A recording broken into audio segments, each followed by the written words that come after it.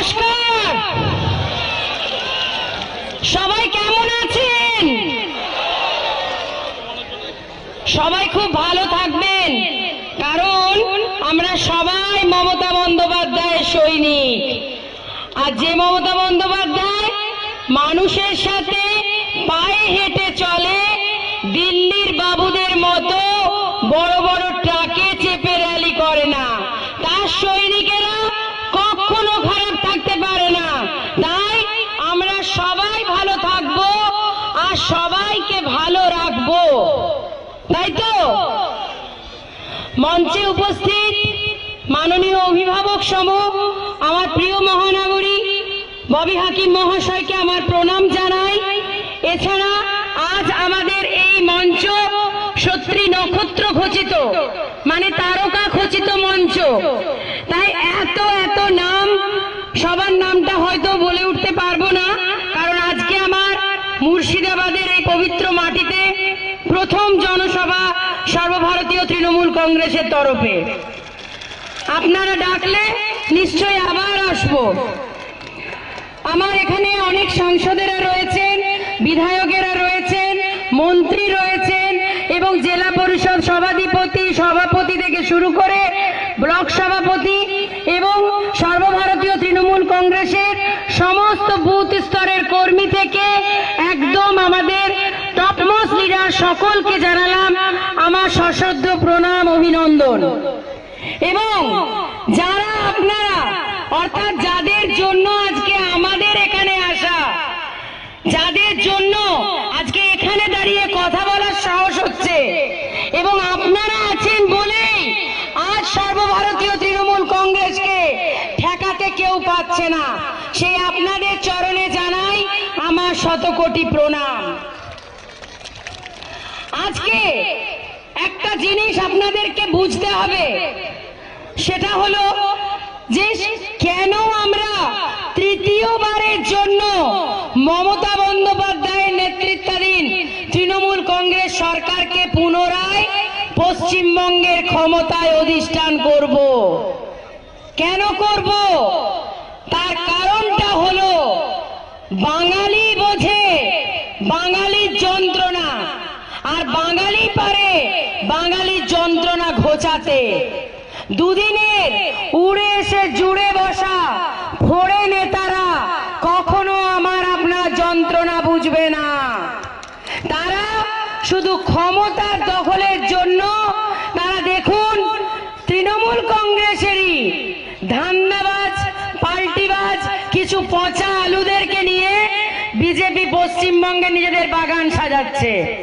মানে তাদের ক্ষমতায় আসার জন্য বিজেপির রাজ্য স্তরে কোনো লিডার নেই, সেখানেও মমতা বন্দ্যোপাধ্যায়ের ফেলে দেওয়া পচা আলুদেরকে নিয়ে তাদেরকে সাজাতে হচ্ছে।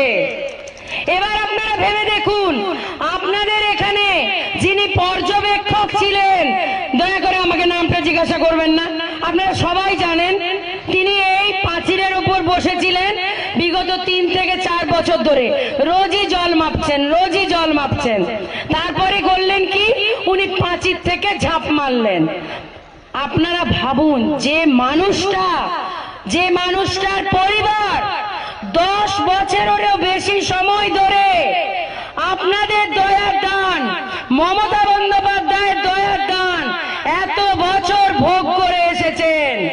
MLA, MP, ministry, chairman, chairperson, এমনকি উনি এখন যাকে নির্লজ্জের মতন নাম না ধরে আমাদের প্রিয় যুব নেতা অভিষেক বন্দ্যোপাধ্যায়কে ভাইপো বলে কটাক্ষ করছেন, তো বলি উনিও তো বাপেরই বেটা। তার পরিচয়টা কি? তার বাবারই তো দয়ার হাতে তিনি এমএলএ এমপি হয়েছেন। তাহলে আমরাও যদি তাকে বলি কই রে বাপের বেটা, সেটা কি সম্মানের হবে? বলুন। আমরা তো সবাই এক একটা করে পারিবারিক মানুষ, সেখানে আমরা কারো ভাইপো, ভাইজি, সন্তান, এটা তো স্বাভাবিক। আমরা তো কেউ বানের জলে ভেসে আসিনি, আমরা তো কেউ ওনার মতন, অধিকারী মশাইয়ের মতন, আমরা তো কেউ নিজেদেরকে অনাথ আশ্রমের ভাবি না।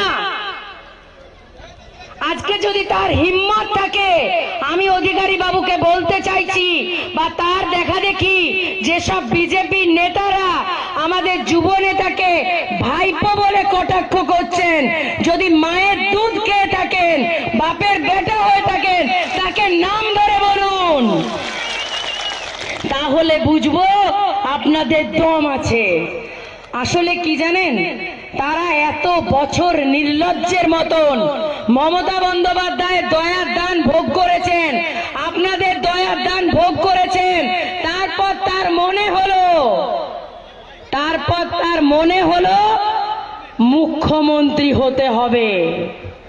কিন্তু উনি যখন বুঝলেন যে উনি মুখ্যমন্ত্রীটুকু না হলে নাকি বঞ্চনা শিকার, আমার এদিকে মা বোনেদের বলছি, তখন যখন বুঝলেন যে আপনারা পশ্চিমবঙ্গে মমতা বন্দ্যোপাধ্যায় ছাড়া আর কাউকে মুখ্যমন্ত্রী মেনে নেবেন না এবং তৃণমূল কংগ্রেসে মমতা বন্দ্যোপাধ্যায় মুখ্যমন্ত্রী হবে, তখন ওনার মনে হলো যে এবারে তো জেল খাটার সময়ও চলে এসছে। কারণ উনি এতদিন বিজেপির নেতাদের কথাই ছিলেন, নারদা চোর, দুষ্ট ছিলেন।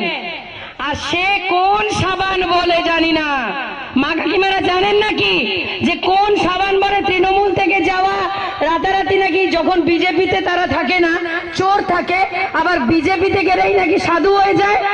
জানেন এমন কোন সাবান আছে? আমার তো অন্তত জানা নেই, আমি তো বিজেপি ছেড়ে এলাম, আমার জানা নেই কিন্তু সেই সাবানটা কি সাবান যেটা নাকি তৃণমূলের চোর রাতারাতি নাকি বিজেপিতে সাধু হয়ে যায়।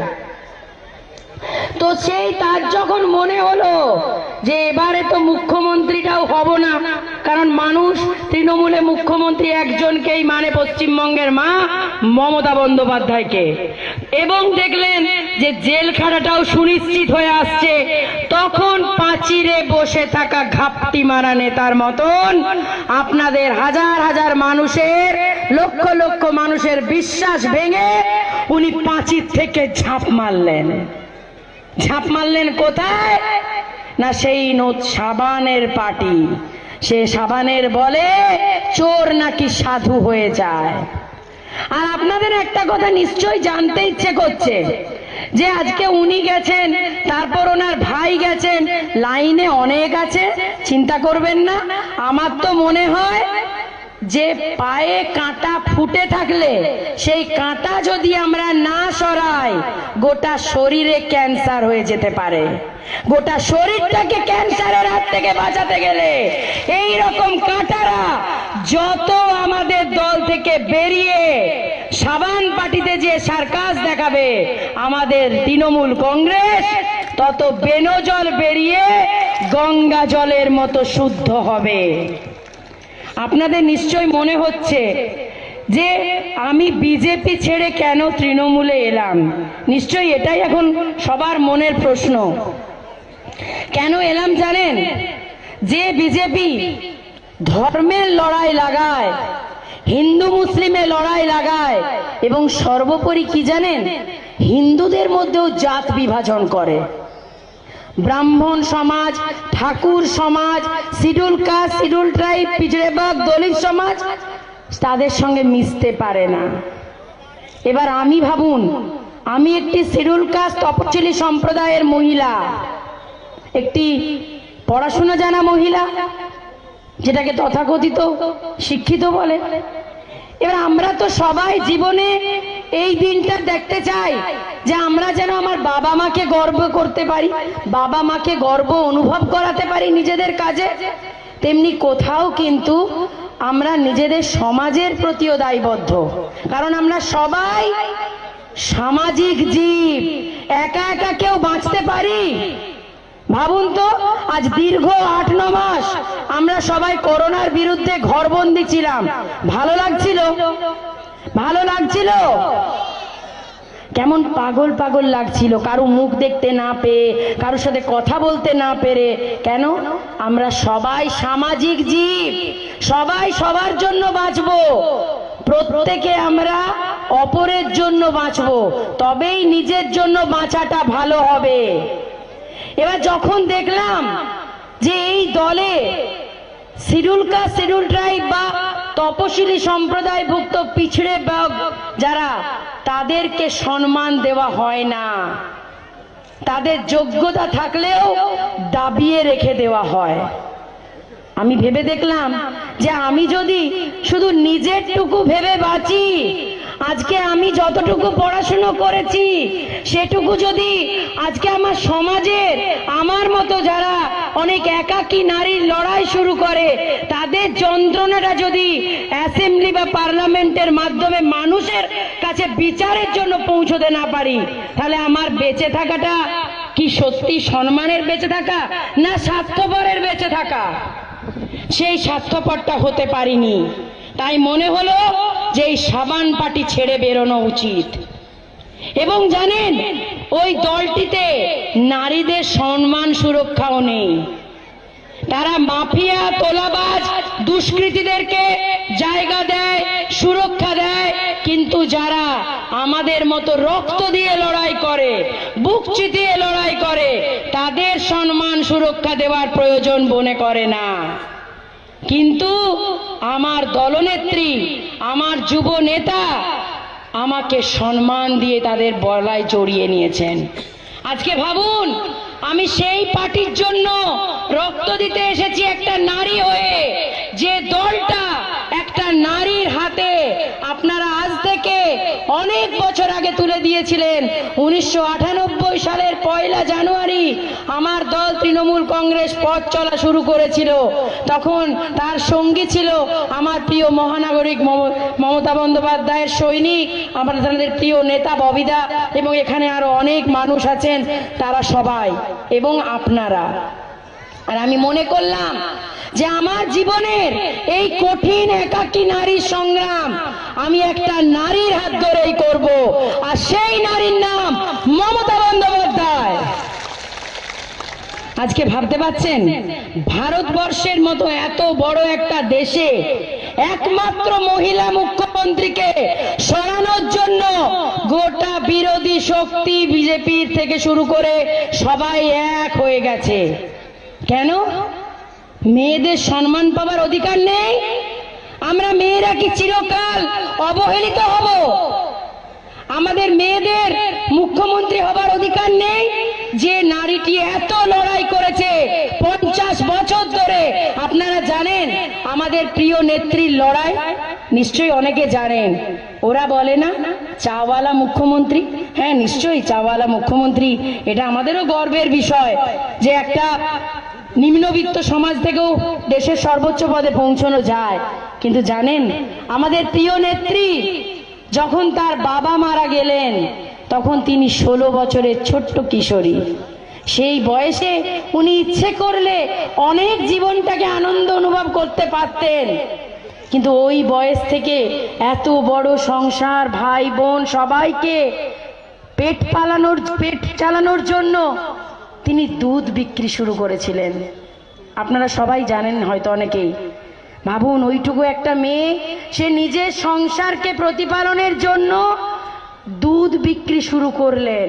তাহলে আমাদের তো আরো গর্ব, বিশেষ করে আমাদের মহিলাদের আরো গর্ব যে একজন তাহলে তো আমাদের রাজ্যের সর্বোচ্চ পদে, এবং উনি ভারতবর্ষের অনেক বড় বড় মন্ত্রক সামলেছেন, একজন দুধওয়ালা মুখ্যমন্ত্রী। এটা কি গর্বের নয়? ভাবুন, সেটা কিন্তু অনেকেই বলে না বিজেপির লোকেরা। আমি বলছি, আমি আমার নেত্রীকে নিয়ে গর্ব করি যে আমার নেত্রী কালীঘাটের টালির চালা থেকে, ওই বস্তির জীবনের যন্ত্রণা থেকে আজকে আপনাদের ভোটে নির্বাচিত হয়ে আজকে রাজ সিংহাসনে পৌঁছেছেন। কোনো বাবার ছেলে হিসাবে নয়, কোনো মায়ের মেয়ে হিসাবে নয়, শুধু লড়াই করতে করতে আপনাদের সাথ পেয়েছেন, তাই আজকে উনি নবান্নের 14 তলায়। তাই আমাদের সবার দায়িত্ব যে তাকে আবার নবান্নের 14 তলায় পাঠানোর। আর সেই জন্য আজকে আপনাদের এই কুলির মাটি থেকে সবাই প্রতিজ্ঞা, পণ, চ্যালেঞ্জ, শপথ নিয়ে বাড়িতে ফিরবেন, যেন মমতা বন্দ্যোপাধ্যায়কে আমরা পুনরায় হ্যাট্রিক মুখ্যমন্ত্রী করতে পারি। তৃতীয়বারের জন্য সর্বভারতীয় তৃণমূল কংগ্রেসকে পশ্চিম পশ্চিমবঙ্গের মসনদে প্রতিষ্ঠা করতে পারি। আর আরেকটা কথা না বললেই নয়, সেটা হলো বিশেষ করে আমার ডান দিকে যেসব মা বোনেরা রয়েছে তাদেরকেও বলছি, আর এখানে অনেক আমি জানি আমার পুরুষ বন্ধুরা রয়েছেন যারা কারু বাবা, কারু স্বামী, কারু ভাই, কারু দাদা, তাই আপনাদের কাছেও আমি বিচারের ভারটা ছেড়ে দিলাম।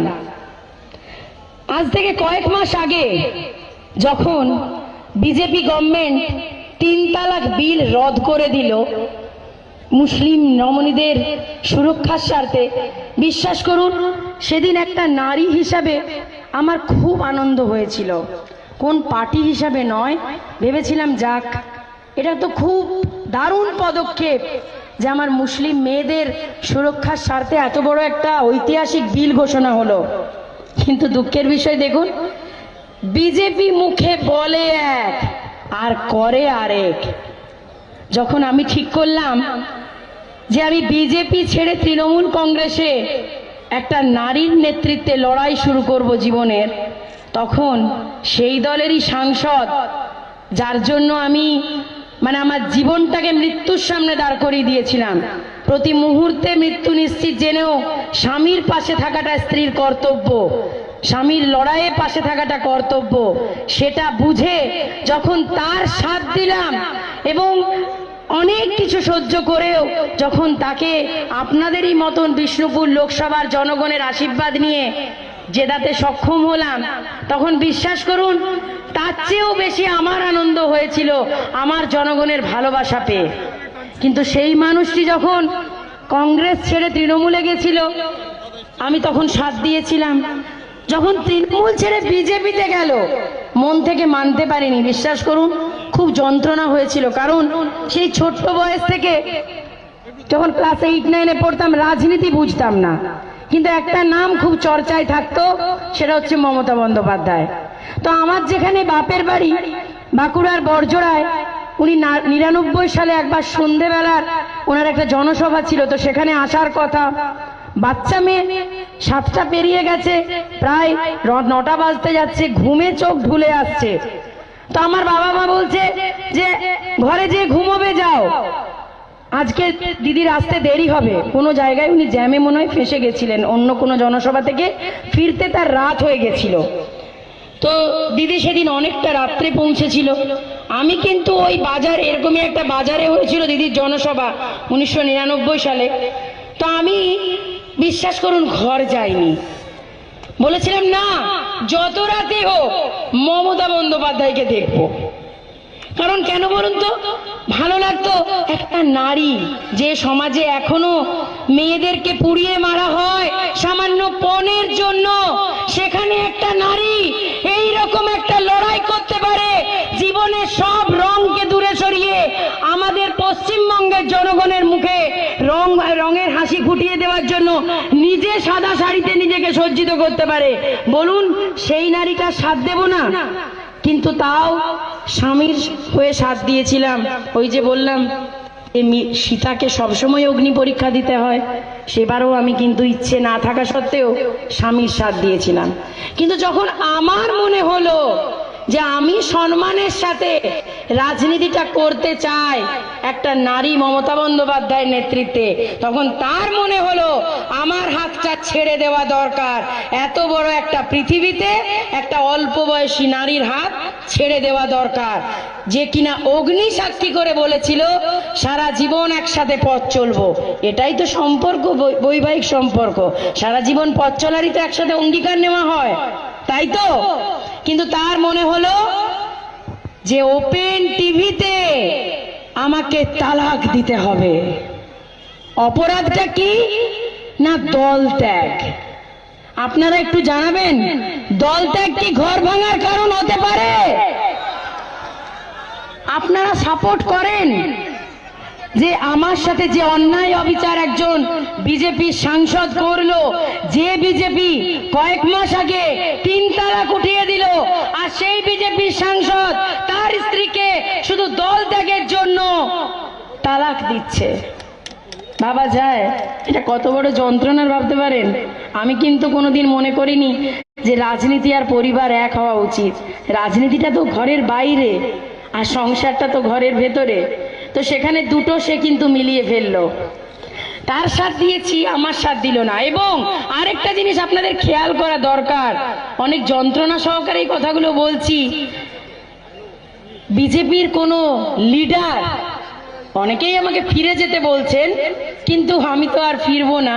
তার কারণ আমি মমতা বন্দ্যোপাধ্যায়ের ভালোবাসায় থাকতে চাই, অভিষেক বন্দ্যোপাধ্যায় স্নেহধন্য থাকতে চাই, ববিদা স্নেহধন্য থাকতে চাই, আপনাদের স্নেহধন্য থাকতে চাই। তাই জন্য আমাকে যখন এই নিষ্ঠুর অত্যাচার, যখন ওপেন টিভিতে আমাকে তালাক দিচ্ছে এবং অনেক মিথ্যা দোষে দুষ্ট করলো, আমি শুধু একটাই কথা জানতে চাই, আজ 10 বছরের সম্পর্কে ওই দোষগুলোই দুষ্ট ছিলাম না? শুধু বিজেপি ছেড়ে টিএমসি এলাম বলেই দুষ্ট হয়ে গেলাম? কিরকম অন্যায় অবিচার ভাবুন। এবং তার বিনিময়ে বিজেপির একজন লিডারও পর্যন্ত, এমনকি বিজেপির মহিলা নেত্রীরাও আমার পাশে দাঁড়ায়নি এই ব্যাপারটাতে, যে না, রাজনীতি রাজনীতির জায়গায় আর সংসারটা সংসারের জায়গায়। শুধু এই কথাগুলো কেন বললাম জানেন? ঘরের কেচ্ছা বলতে ভালো লাগে না, শুধু এই কারণে আমার মা বোনেদের উদ্দেশ্যে আবার বলছি, যদি একজন সাংসদ, বিজেপির সাংসদ যারা 3 তালাক রদ করে, সে যদি তার স্ত্রীর হাত ছেড়ে দিতে পারে এবং বিজেপির কোনো নেতা নেত্রী যদি প্রতিবাদ না করে, কাল যদি ভুলক্রমেও বিজেপি পশ্চিমবঙ্গে ক্ষমতায় আসে, আমি বলছি আপনাদের অনেক মা বোনেদের ঘর ভেঙে যাবে। কারণ বিজেপি ঘর জোড়ার কাজে নয়, ঘর ভাঙার কাজে ওস্তাদ। ঠিক আছে? তো একটাই কথা না বলে আজকে শেষ করতে চলেছি, কারণ এরপরে আমাদের মহানাগরিক আছেন ববিদা, আপনারা তার কথা সবাই শুনবেন। সবাই ভালো থাকবেন।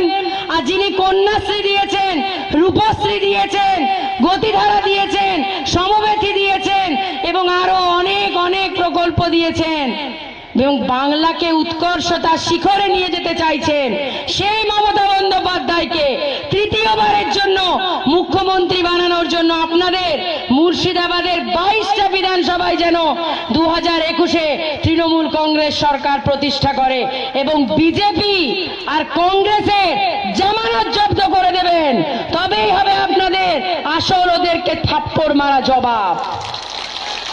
এই বলে আজকে আমি আমার বক্তব্য শেষ করলাম। সবাই ভালো থাকবেন এবং তৃতীয়বারের জন্য মমতা বন্দ্যোপাধ্যায়কে মুখ্যমন্ত্রী বানাবেন, তৃণমূল কংগ্রেসকে পুনরায় সরকারে প্রতিষ্ঠা করবেন আর বিজেপিকে বাংলা ছাড়া করবেন, যাতে 50 না পেরোতে পারে তারা, ওই 250টা সিট জেতার তারা যেন দুঃস্বপ্নই থেকে যায়। সেই 250 তো দূরস্থ, 2টা কেটে দিলে যেন 50টাও না পায়, সেইটা দেখারও অধিকার আপনাদের হাতে। উপস্থিত আমার খুব প্রিয় মানুষ, তার কাছাকাছি আমিও থাকতাম একটা সময়, সেই সুজিত দাকে প্রণাম জানাই। এছাড়া আজকে যার আহ্বানে এখানে এসেছি আপনাদের সাথে মিলতে, আপনাদের খুব ঘরের মানুষ, কাছের মানুষ, নৈহাটির এমএলএ পার্থদা এবং আরো যারা মঞ্চে উপস্থিত আছেন। ছোট্ট একটি বোনের সাথে পরিচয় হলো, সে শুনলাম পঞ্চায়েত প্রধান, এবং সে এবং আরো অনেকে মিলে কয়েকটা অঞ্চল জুড়ে যে তৃণমূল কংগ্রেসের এত লোক হতে পারে, আমি শুধু ভাবি যে এটাই মনে হয় মমতা বন্দ্যোপাধ্যায়ের প্রতি ভালোবাসা, আর এটাই তৃণমূল কংগ্রেসের প্রতি আবেগ এবং বিশ্বাস। তাই দেখুন, একটা জনসভা করতে যে আমাদের একটা বিধানসভাও লাগেনি, জাস্ট কয়েকটা অঞ্চল নিয়ে মাঠটা ভরে গেছে। তো সবাইকে জানাই যথাযোগ্য সম্মান, প্রণাম, অভিবাদন। এবং যারা আমার মঞ্চের সামনে আছেন, আজকে আপনাদের জন্য পার্থদা এমএলএ হয়েছে, বা আপনাদের মতন মানুষরা সব জায়গায় থাকেন বলে আমরা মঞ্চে দাঁড়িয়ে কথা বলার সাহস পাই। আপনারাই এমএলএ, এমপি, মিনিস্টার, চেয়ারম্যান সব আপনারাই বানান, এমনকি পঞ্চায়েতের একজন মেম্বারও আপনারাই বানান। আর আপনাদের ভরসাতে আমার এটা নিশ্চিত বিশ্বাস, স্থির বিশ্বাস যে আমরা আমাদের প্রিয় নেত্রী দলনেত্রী মমতা বন্দ্যোপাধ্যায়কে তৃতীয়বারের জন্য মুখ্যমন্ত্রী বানাবো। আর এটাই আমাদের এই মাটিতে দাঁড়িয়ে আমাদের একমাত্র চ্যালেঞ্জ, প্রতিজ্ঞা, শপথ। আর আগামী কয়েকটা মাসের জন্য আমাদের এই শপথটাই আমাদের শয়নে, স্বপনে, ধ্যানে, জ্ঞানে, সবকিছুতে।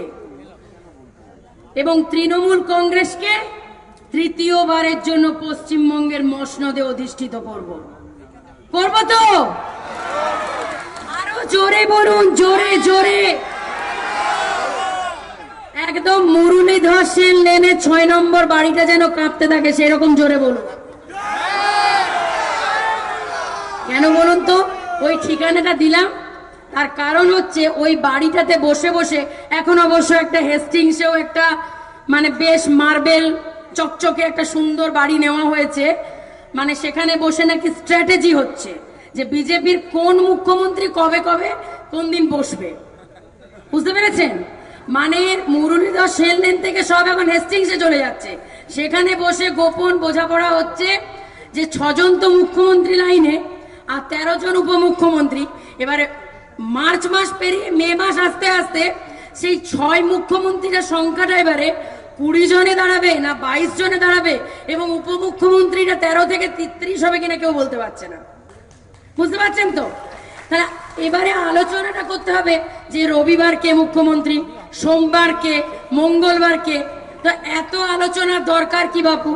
আমরা তো পশ্চিমবঙ্গের জনগণ আজ থেকে 10 বছর আগেই ঠিক করে নিয়েছি যে আমাদের একজনই মুখ্যমন্ত্রী, আর তিনি একদম রবি থেকে শনি পর্যন্ত তিনিই পশ্চিমবঙ্গের মসনদ সামলাবেন, তিনিই আমাদের অভিভাবক হিসেবে আমাদেরকে রক্ষা করবেন, আর তার নাম দলনেত্রী মমতা বন্দ্যোপাধ্যায়। আমাদের এসব 6 জন 13 জন দরকার নেই। আর উপমুখ্যমন্ত্রী কালচারটা পশ্চিমবঙ্গে নেই, এটা গুজরাটে আছে, আরো অনেক জায়গায় আছে।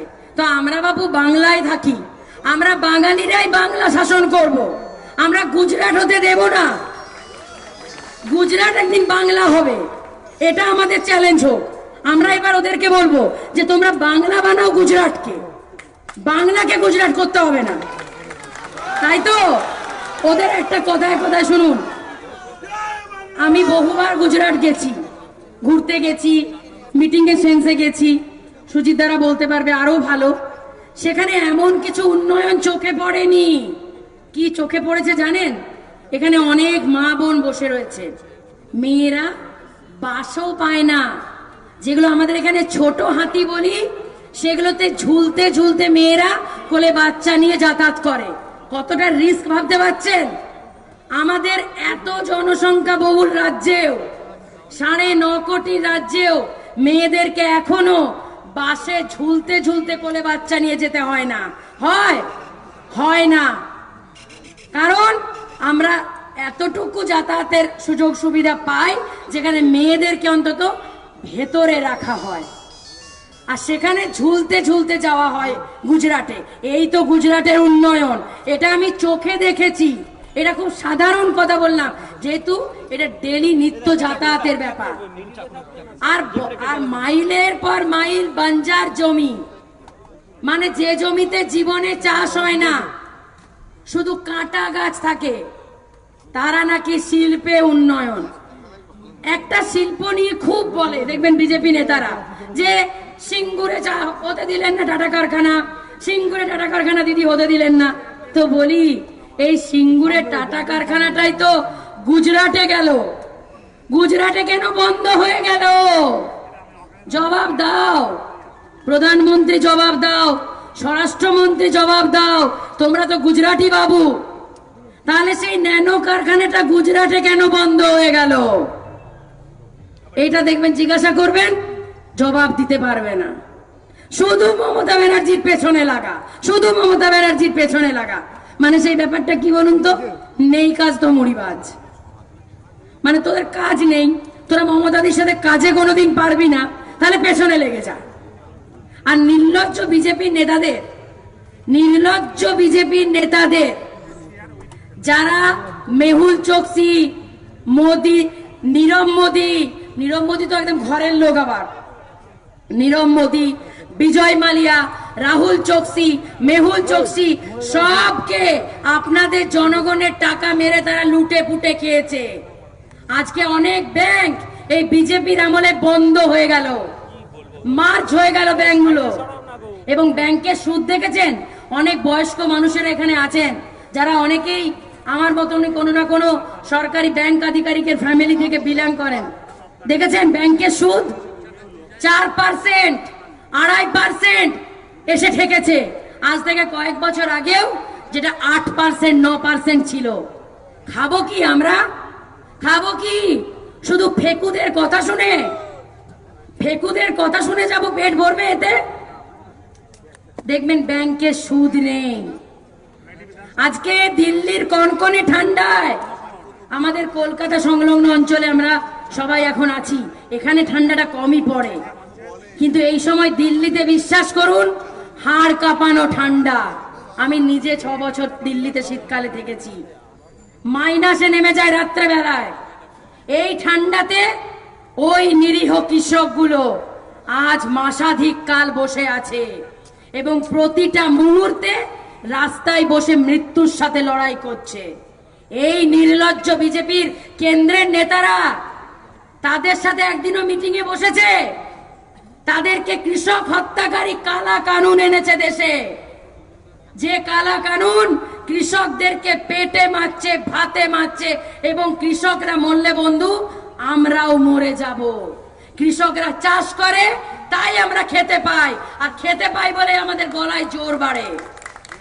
তাদের কথা ভাবে না, কারণ সেই সব নেতারা তো সুন্দর সুন্দর সুসজ্জিত বাংলোতে একদম গায়ের পশমিনার চাদর মুড়িয়ে, লক্ষ টাকা দাম, দামি দামি উলেন সোয়েটার পরে, এসি চালিয়ে, রুম হিটার চালিয়ে বসে আছে। কৃষক তোমরা মরো কেন? আমাদের তো আম্বানি আদানি আছে। কৃষক তোমরা মরো, ক্ষতি নেই, তোমরা নাইবা খেতে পেয়ে মরলে। আমাদের তো বিজেপির কোষাগারের টাকাটা আম্বানি আদানি দিচ্ছে, আমাদের আম্বানি আদানিরা বেঁচে থাকলেই হবে, তোমরা মরে যাও, ক্ষতি নেই। এই হচ্ছে বিজেপি। আজকে ভাবুন, আজকে বিজেপি নেতারা কোনোদিন সহসভাপতি আসছে, কোনোদিন সভাপতি আসছে, কোনোদিন স্বরাষ্ট্রমন্ত্রী আসছে, আর অমুক তমুক নেতাদের কথা তো বাদই দিন। তারা আজকে বসে কোনোদিন মতুয়া বাড়িতে খাচ্ছে, কোনোদিন লোক দেখানি আদিবাসী বাড়িতে খাচ্ছে, দলিত বাড়িতে খাচ্ছে, কোনোদিন বাউল বাড়িতে বসে খাচ্ছে। কেন? এতই যদি তোমাদের দরদ, বাংলায় এসে দলিত মতুয়া এইসব বিভাজন না করে তোমরা কৃষকদের সাথে দিল্লিতে যারা বসে আছে হাড় কাঁপানো ঠান্ডায় তাদের সাথে বসে খাও না। তাদের সাথে তো কই তোমাদের বসে খেতে দেখছি না, কারণ ওখানে গেলে তোমাদের সমস্যার সমাধান করতে হবে। আর এখানে শান্ত বাংলাকে অশান্ত করার জন্য তোমরা রাজনীতির সুরসুরি দিচ্ছ আর গুজরাট করার চেষ্টা করছো, যাতে এই শান্ত বাংলায় আবার একটা গোদরা হয়। আপনারা জানেন এখানে অনেক মহিলারা বসে আছেন, তারা পশ্চিমবঙ্গ নিয়ে কথা বলে। আমি বলতে চাই, ভারতবর্ষের একমাত্র মহিলা মুখ্যমন্ত্রী বর্তমানে, একমাত্র। এটা আমাদের মেয়েদের আরো গর্বের জায়গা যে একজন নারী আজকে আমাদের রাজ্য শাসন করছে। গর্ব হয় কিনা? মেয়েদের আরো বেশি গর্ব হয়, আমি জানি। আজকে ভাবুন, সেই একমাত্র নারী মুখ্যমন্ত্রীকে সরানোর জন্য গোটা বিজেপি, গোটা দেশের বিরোধী শক্তি এক হয়ে গেছে। কেন রে বাপু? নারীরা উন্নতি করতে পারে না বুঝি? মমতা বন্দ্যোপাধ্যায়ের 50 বছরের লড়াইয়ের ফল আজকে মানুষের মনের সিংহাসনে ঢুকে গেছে। মানুষ দিলের সিংহাসন দিয়েছে মমতা বন্দ্যোপাধ্যায়কে, আর তোমাদের রাজ্য সভাপতি স্টেজে বরের সিংহাসনে বসে থাকে। দেখেছেন তো? মানে আগে মনের সিংহাসনে তো মানুষের জায়গা কোনোদিন পাবে না, তাই স্টেজে আবার বর, সেই বর বিয়ে করতে যায় দেখবেন সেই সিংহাসনে বসে থাকে। কি হাস্যকর ভাবুন। আর আমাদের দেখুন তৃণমূলের কালচার, যে চেয়ারে আপনারা বসেছেন সেই চেয়ারে আমাদের মন্ত্রীও বসেছে, সেই চেয়ারে বাকি সব নেতারাও বসেছে। এটাই হচ্ছে তৃণমূল কংগ্রেস পরিবার, যেখানে সবাইকে একই চোখে দেখা হয়। আর বিজেপির কালচারটা বলি, কয়েকদিন আগে 10 বছর পরিবার সহ ভোগ করে, সমূলে ভোগ করে, মানে এমন কিছু পদ নেই যে সে বা তার পরিবার অধিকারী ফ্যামিলি ভোগ করেনি। কি কি ভোগ করেছে? MLA, MP, ministry, chairman, chairperson, এমনকি নির্লজ্জের মতন আমাদের যুব নেতা অভিষেক বন্দ্যোপাধ্যায়কে গালি দেয় ভাইপো বলে কটাক্ষ করে। তো তুমি কে হে? তুমিও তো সিনিয়র অধিকারীর ছেলে বলেই পরিচিত পেয়েছিলে দলে, তুমিও তো বাপের বেটা, ঠিক কি না বলুন? মেজবাবু তো তাই, তার বাবার নামটা বড় ছিল আর সেই বাবার বট গাছের তলে উনি জায়গা পেয়ে গেলেন। মানে নির্লজ্জের মতন বিজেপি নেতারা ভাইপো নামে আক্রমণ না করে যুব নেতাকে যদি নাম ধরে বলে তবে বুঝবো বাপের বেটা মায়ের দুধ খেয়েছে, আর নইলে বলবো তোমরা পুরো চুপসে যাওয়া বেলুন। মানে যেমন কথায় আছে না যে মমতা তো অনেক দূর, অভিষেক বন্দ্যোপাধ্যায়ের নাম নিতেই ভয় পাচ্ছ, তোমরা নাকি মমতাকে সরাবে, তার আগে তো আমরাই কাঁচি কেটে দেব। आगे हमसे लिपटो, उसके बाद दिल्ली तो दूर है, ममता अभी बहुत दूर है। ঠিক আছে, আগে আমাদের সাথে লড়তে হবে, তারপরে যদি এ গন্ডি বেরোয়, তারপরে অভিষেক বন্দ্যোপাধ্যায়ের গন্ডি, তারপরে মমতা আস্তে আস্তে তো আর তারা জীবিত থাকবে কিনা সন্দেহ, মানে একদম আধমরা হয়ে যাবে। তারা নাকি নবান্নে বসার স্বপ্ন দেখছে। আমি তাদেরকে একটা কথাই বলি, কি বলি জানেন তো, যে স্বপ্ন দেখতে পয়সা লাগে না। দেখবেন আমাদের দেশে এই একটা জিনিস কিন্তু ট্যাক্স ফ্রি এবং বিনা পয়সায় পাওয়া যায়, সেটা হচ্ছে স্বপ্ন। আর বিজেপি নেতারা মুখ মুখ মুখ মুখ স্বপ্ন দেখে, বুঝতে পেরেছেন? স্বপ্নে তারা মোটামুটি এখন ক্ষমতায় এসে গেছে। কে কোন মন্ত্রক নেবে সেটা এখন ডিসকাশন চলছে, কে কবে মুখ্যমন্ত্রী হবে মিউজিক্যাল চেয়ারের মতন সেটা নিয়ে মারামারি চলছে। পশ্চিমবঙ্গে জনগণ তোরা ভাড় মেজা। আজকে বলুন তো 18টা এমপি জিতেছে, আজ প্রায় 2 বছর হতে যাচ্ছে। 18টা এমপি জেতার জন্য তাদের ছাতি চওড়া হয়ে গেছে। তো এই 18টা এমপি আজ 1.5 বছরে কি কাজ করেছে? কি কাজ করেছে? যা কাজ তো মমতা বন্দ্যোপাধ্যায় সরকারই করেছে। আপনাদের কাছে আজকে বিনামূল্যে স্বাস্থ্য সাথী কে পৌঁছে দিয়েছে? এই মমতা বন্দ্যোপাধ্যায়ের সরকার। আজকে আপনারা নির্দ্বিধায় কোনো হসপিটালে যে 5 লক্ষ টাকা চিকিৎসা বীমার সুযোগ পাবেন, ভাবতে পারছেন? আমিও একটা মধ্যবিত্ত বাড়ি ফ্যামিলি থেকে আসি। আমাদের সারা বছরে চিকিৎসাতে অনেক ক্ষেত্রে 1 লাখ টাকাও খরচা হয় না, সেখানে আমাদের দরদি মুখ্যমন্ত্রী 5 লক্ষ টাকার ব্যবস্থা করে দিয়েছে। আজকে আমাকে আপনাদের হৃদয়ে জায়গা করে দিয়েছে এবং রাজনৈতিক নেত্রী বলবো না, রাজনীতিতে ঘরের মেয়ে করে তুলেছে সেই সুজাতাকে। আজকে প্রথম আমার বিষ্ণুপুর লোকসভার মাটি, এই খণ্ডঘোষ বিধানসভায় আজ আমার প্রথম জনসভা, এবং সেই আপনাদের চরণে জানাই আমার 100 কোটি প্রণাম। ডান দিকে রয়েছে আমার মা বোনেরা, আপনাদেরকে যত দেখি লড়াই করার আরো শক্তি পাই মনে। আপনারা সাথে থাকবেন আর আশীর্বাদ করবেন। আমি দেখিয়ে দেব আমাদের নেত্রী মমতাকে কি করে তৃতীয়বার ক্ষমতায় ফেরানো যায়। জীবনের শেষ দিন পর্যন্ত স্বামীর বিপদের সাথে থাকবো, তাই তো? তো আমিও তাই মনে করেছিলাম যে মরে যাই তাও কোনো দুঃখ নেই, স্বামীকে জিতিয়ে তার সম্মান ফিরিয়ে দেব। তো কিন্তু যখন আমার জীবনের লড়াই এলো, সে যখন কংগ্রেস ছেড়েছিল আমি সাথ দিয়েছিলাম, সে যখন তৃণমূল ছেড়েছিল বিশ্বাস করুন মন থেকে মানতে পারিনি। কিন্তু ওই যে বললাম, তখন স্ত্রী সত্তাটা প্রথমে আসে, তারপরে অন্য কিছু। তো সেই জন্য আমি তার হয়ে ঝাঁপিয়ে পড়েছিলাম এবং তাকে জিতিয়ে যে একজন নারী নেত্রীর হাত ধরবো আর এই রাজ্যটা ভালো করব। আর সেই নারী নেত্রীর নাম মমতা বন্দ্যোপাধ্যায়। কিন্তু আমি বুঝিনি যে ঘর ভেঙে যাবে। আমি ভেবেছিলাম যে আমি তো এত সাথ দিয়েছি, হয়তো আমিও সাথ পাবো, কিন্তু বিশ্বাস করুন চরম অপমানজনকভাবে আমাকে টিভির মাধ্যমে যে বিজেপি দল 3 তালাক আইন উঠিয়েছে, সেই দিন বিশ্বাস করুন আমার মুসলিম মা বোনেদের সম্মানের কথা ভেবে আমি একটা মহিলা হিসাবেও খুব আনন্দ পেয়েছিলাম যে যাক, মুসলিম মেয়েদের সম্মানের স্বার্থে 3 তালাক আইনটা রদ করে দিল বিজেপি। কিন্তু বুঝিনি যে বিজেপি এতটা ভেকধারী, বিজেপি মুখে এক বলে কাজে এক করে আর ভাবে আরে।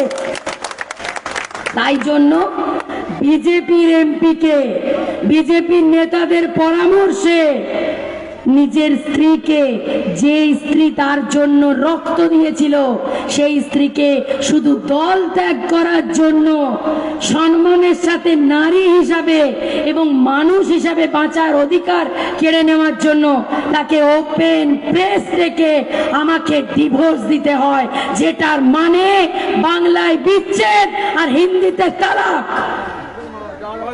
আমি জানতে চাই যে একটা দল ত্যাগ করাটা কি এত অপরাধ যে আমাকে তার জন্য ডিভোর্স পেতে হয়? আপনারাই বলুন। সেদিন এখন মনে হচ্ছে জানেন যে খণ্ডঘোষের লোকেরাই ঠিক ছিল, তাই জন্য আপনারা মমতা বন্দ্যোপাধ্যায়কে ভোট দিয়েছেন, বিজেপিকে ভোট দেননি। আর আরেকটা আনন্দের কথা, এই খণ্ডঘোষে আমি প্রচারে সেরকম আসিনি, মাত্র একদিন এসেছিলাম একটা নির্দিষ্ট ছোট্ট জায়গায়। আর আজকে দেখুন খুব বুক ফুলিয়ে এসেছি আপনাদের ভালোবাসা নিতে, আপনাদের সাথে মিলতে। এই বিজেপি জানেন মুখে বলে জয় শ্রীরাম জয় শ্রীরাম, আমিও বলতাম, আমারও বলা ছিল প্রত্যেকটা মঞ্চে শুরুর আগে জয় শ্রীরাম বলতাম, কিন্তু বুঝিনি যে রামচন্দ্রকে তারা ইউজ করে ব্র্যান্ড অ্যাম্বাসেডর হিসাবে। যেমন প্রোডাক্টকে বিক্রি করার সময় দেখবেন কোনো নায়ক নায়িকাকে লাগে, কিন্তু সেই রকম যেন বিজেপি নিজেকে বিক্রি করার জন্য প্রভু রামচন্দ্রকেও ব্র্যান্ড অ্যাম্বাসেডর হিসেবে ইউজ করে। রামচন্দ্র কি তোমাদের একার ভগবান? কোথায় লেখা রয়েছে? রামায়ণের কোন পাতায় লেখা রয়েছে যে বিজেপির ভগবান রামচন্দ্র? আমাদের ভারতবর্ষে প্রত্যেকটা হিন্দু রামচন্দ্রকে পুজো করে, এমনকি অনেক সংখ্যালঘুরাও তাকে মানে, আমি জানি, কারণ আমরা ধর্ম নিরপেক্ষ। আমরা হিন্দু, মুসলিম, খ্রিস্টান, শিখ, ঈসাই আমরা একসাথে বাস করি।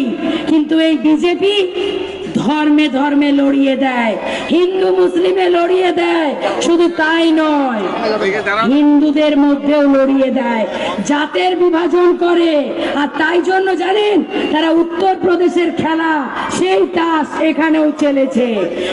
হিন্দুদের মধ্যে ঠাকুর, ব্রাহ্মণ, এসসি, এসটি, ওবিসি সবার মধ্যে জাত বিভাজন করে। আর আমি নিজে একটি শিডিউল কাস্ট সম্প্রদায়ের মেয়ে, আমি নিজে একটি তপশিলি শিক্ষিত পরিবারের পিছড়ে বর্গ সম্প্রদায়ের মেয়ে।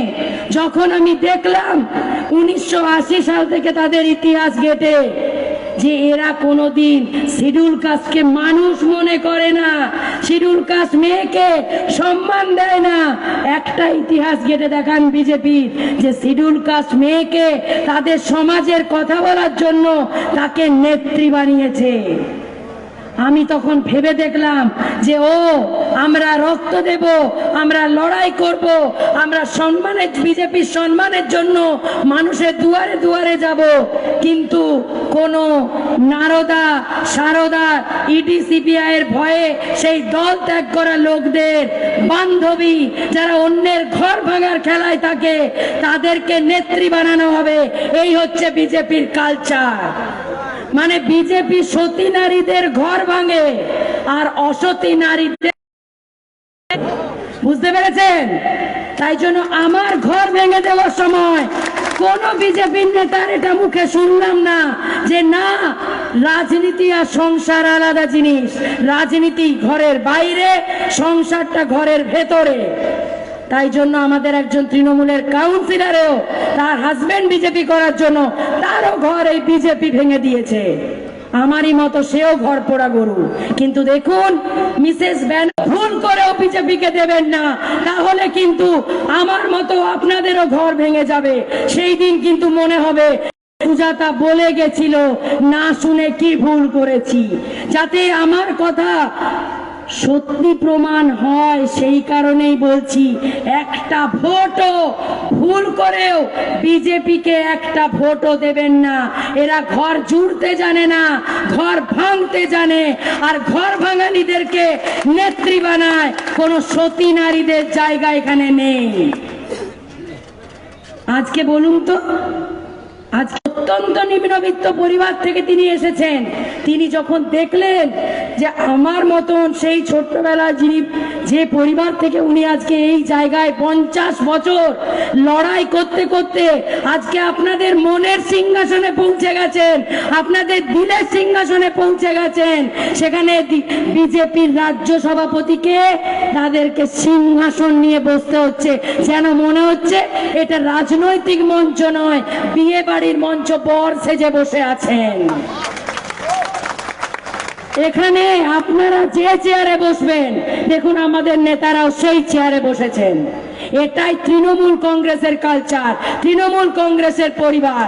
আর বিজেপির কালচার শুনুন, কয়েকদিন আগে একজন কাঁথির বড় জননেতা, আমি তাকে জননেতা মনে করি না, আমি মনে করি সে নিজেকে জননেতা ভাবে, আর পাবলিক তাকে বলে তুমি কে হে হনু, তুমি কে হে নেতা। মমতা ছাড়া কাউকে নেতা মনে করি না। তিনি 10 বছর, তিনি এবং তার পরিবার 10 বছর ধরে সমস্ত রকম আপনাদের দয়ার দান, মেদিনীপুরের মানুষের দয়ার দান, মমতা বন্দ্যোপাধ্যায়ের দয়ার দান ভোগ করে তার মনে হলো যে বিজেপির একটা কি সাবান আছে। আমি বিজেপি দলটা দূর সাবানের খোঁজ পাইনি, কারণ আমার সাবান লাগেনি। কেন সাবান লাগেনি? কারণ ওনাদের মতন আমার ইডি সিবিআই এর ভয় নেই।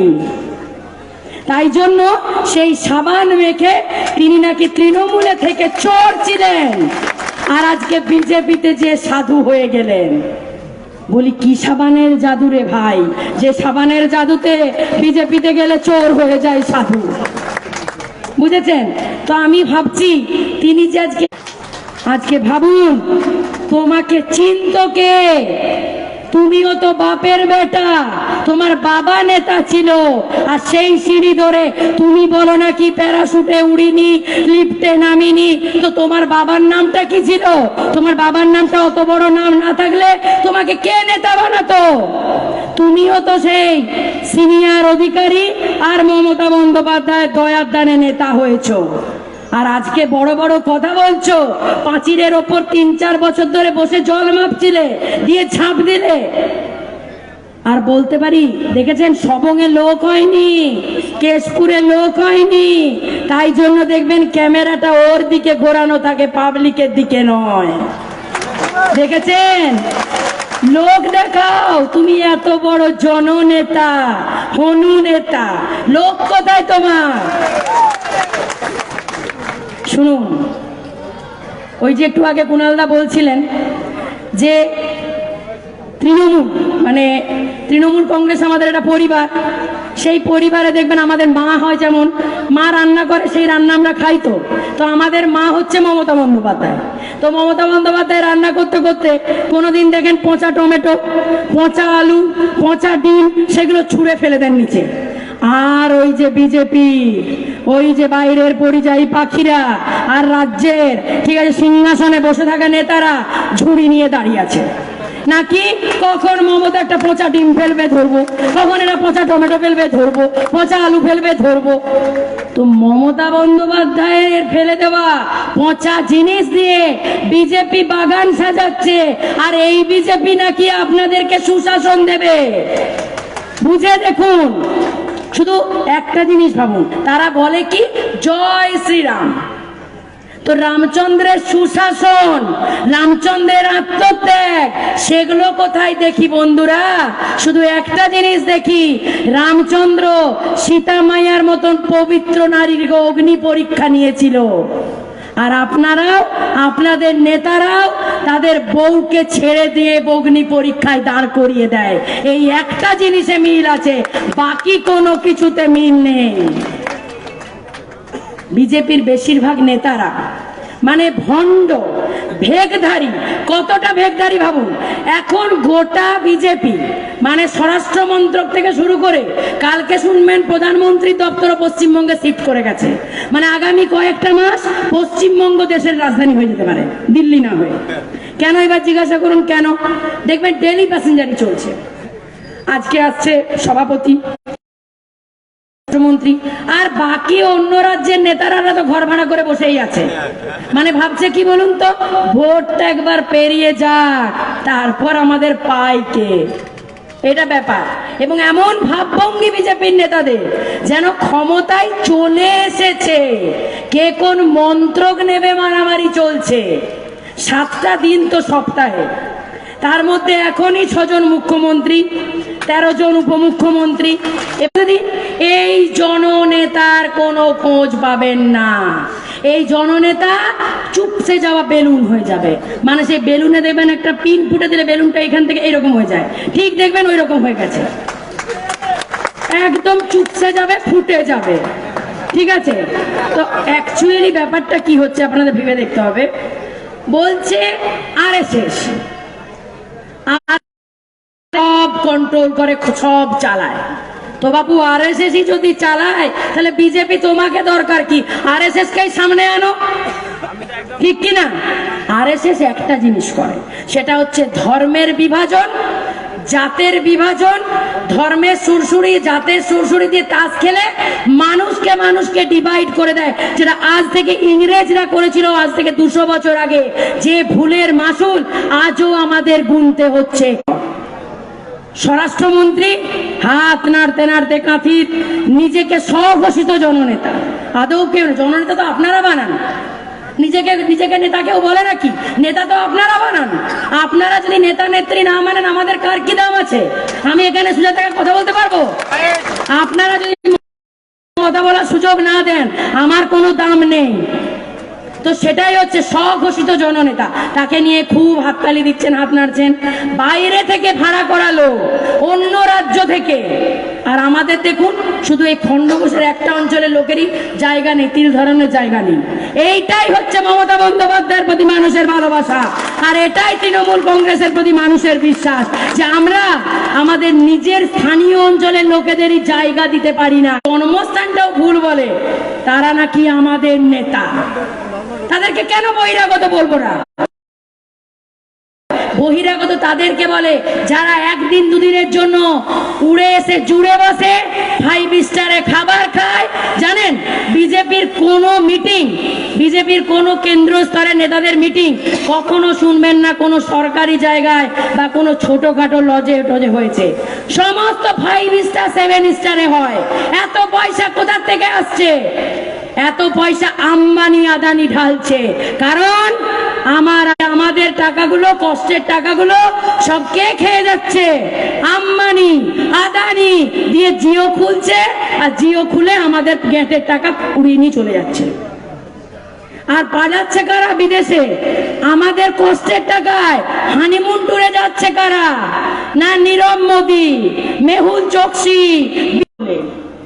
আমি নিজেও একজন রিটায়ার্ড পার্সনের মেয়ে, আমি সেই সমস্যাগুলো জানি।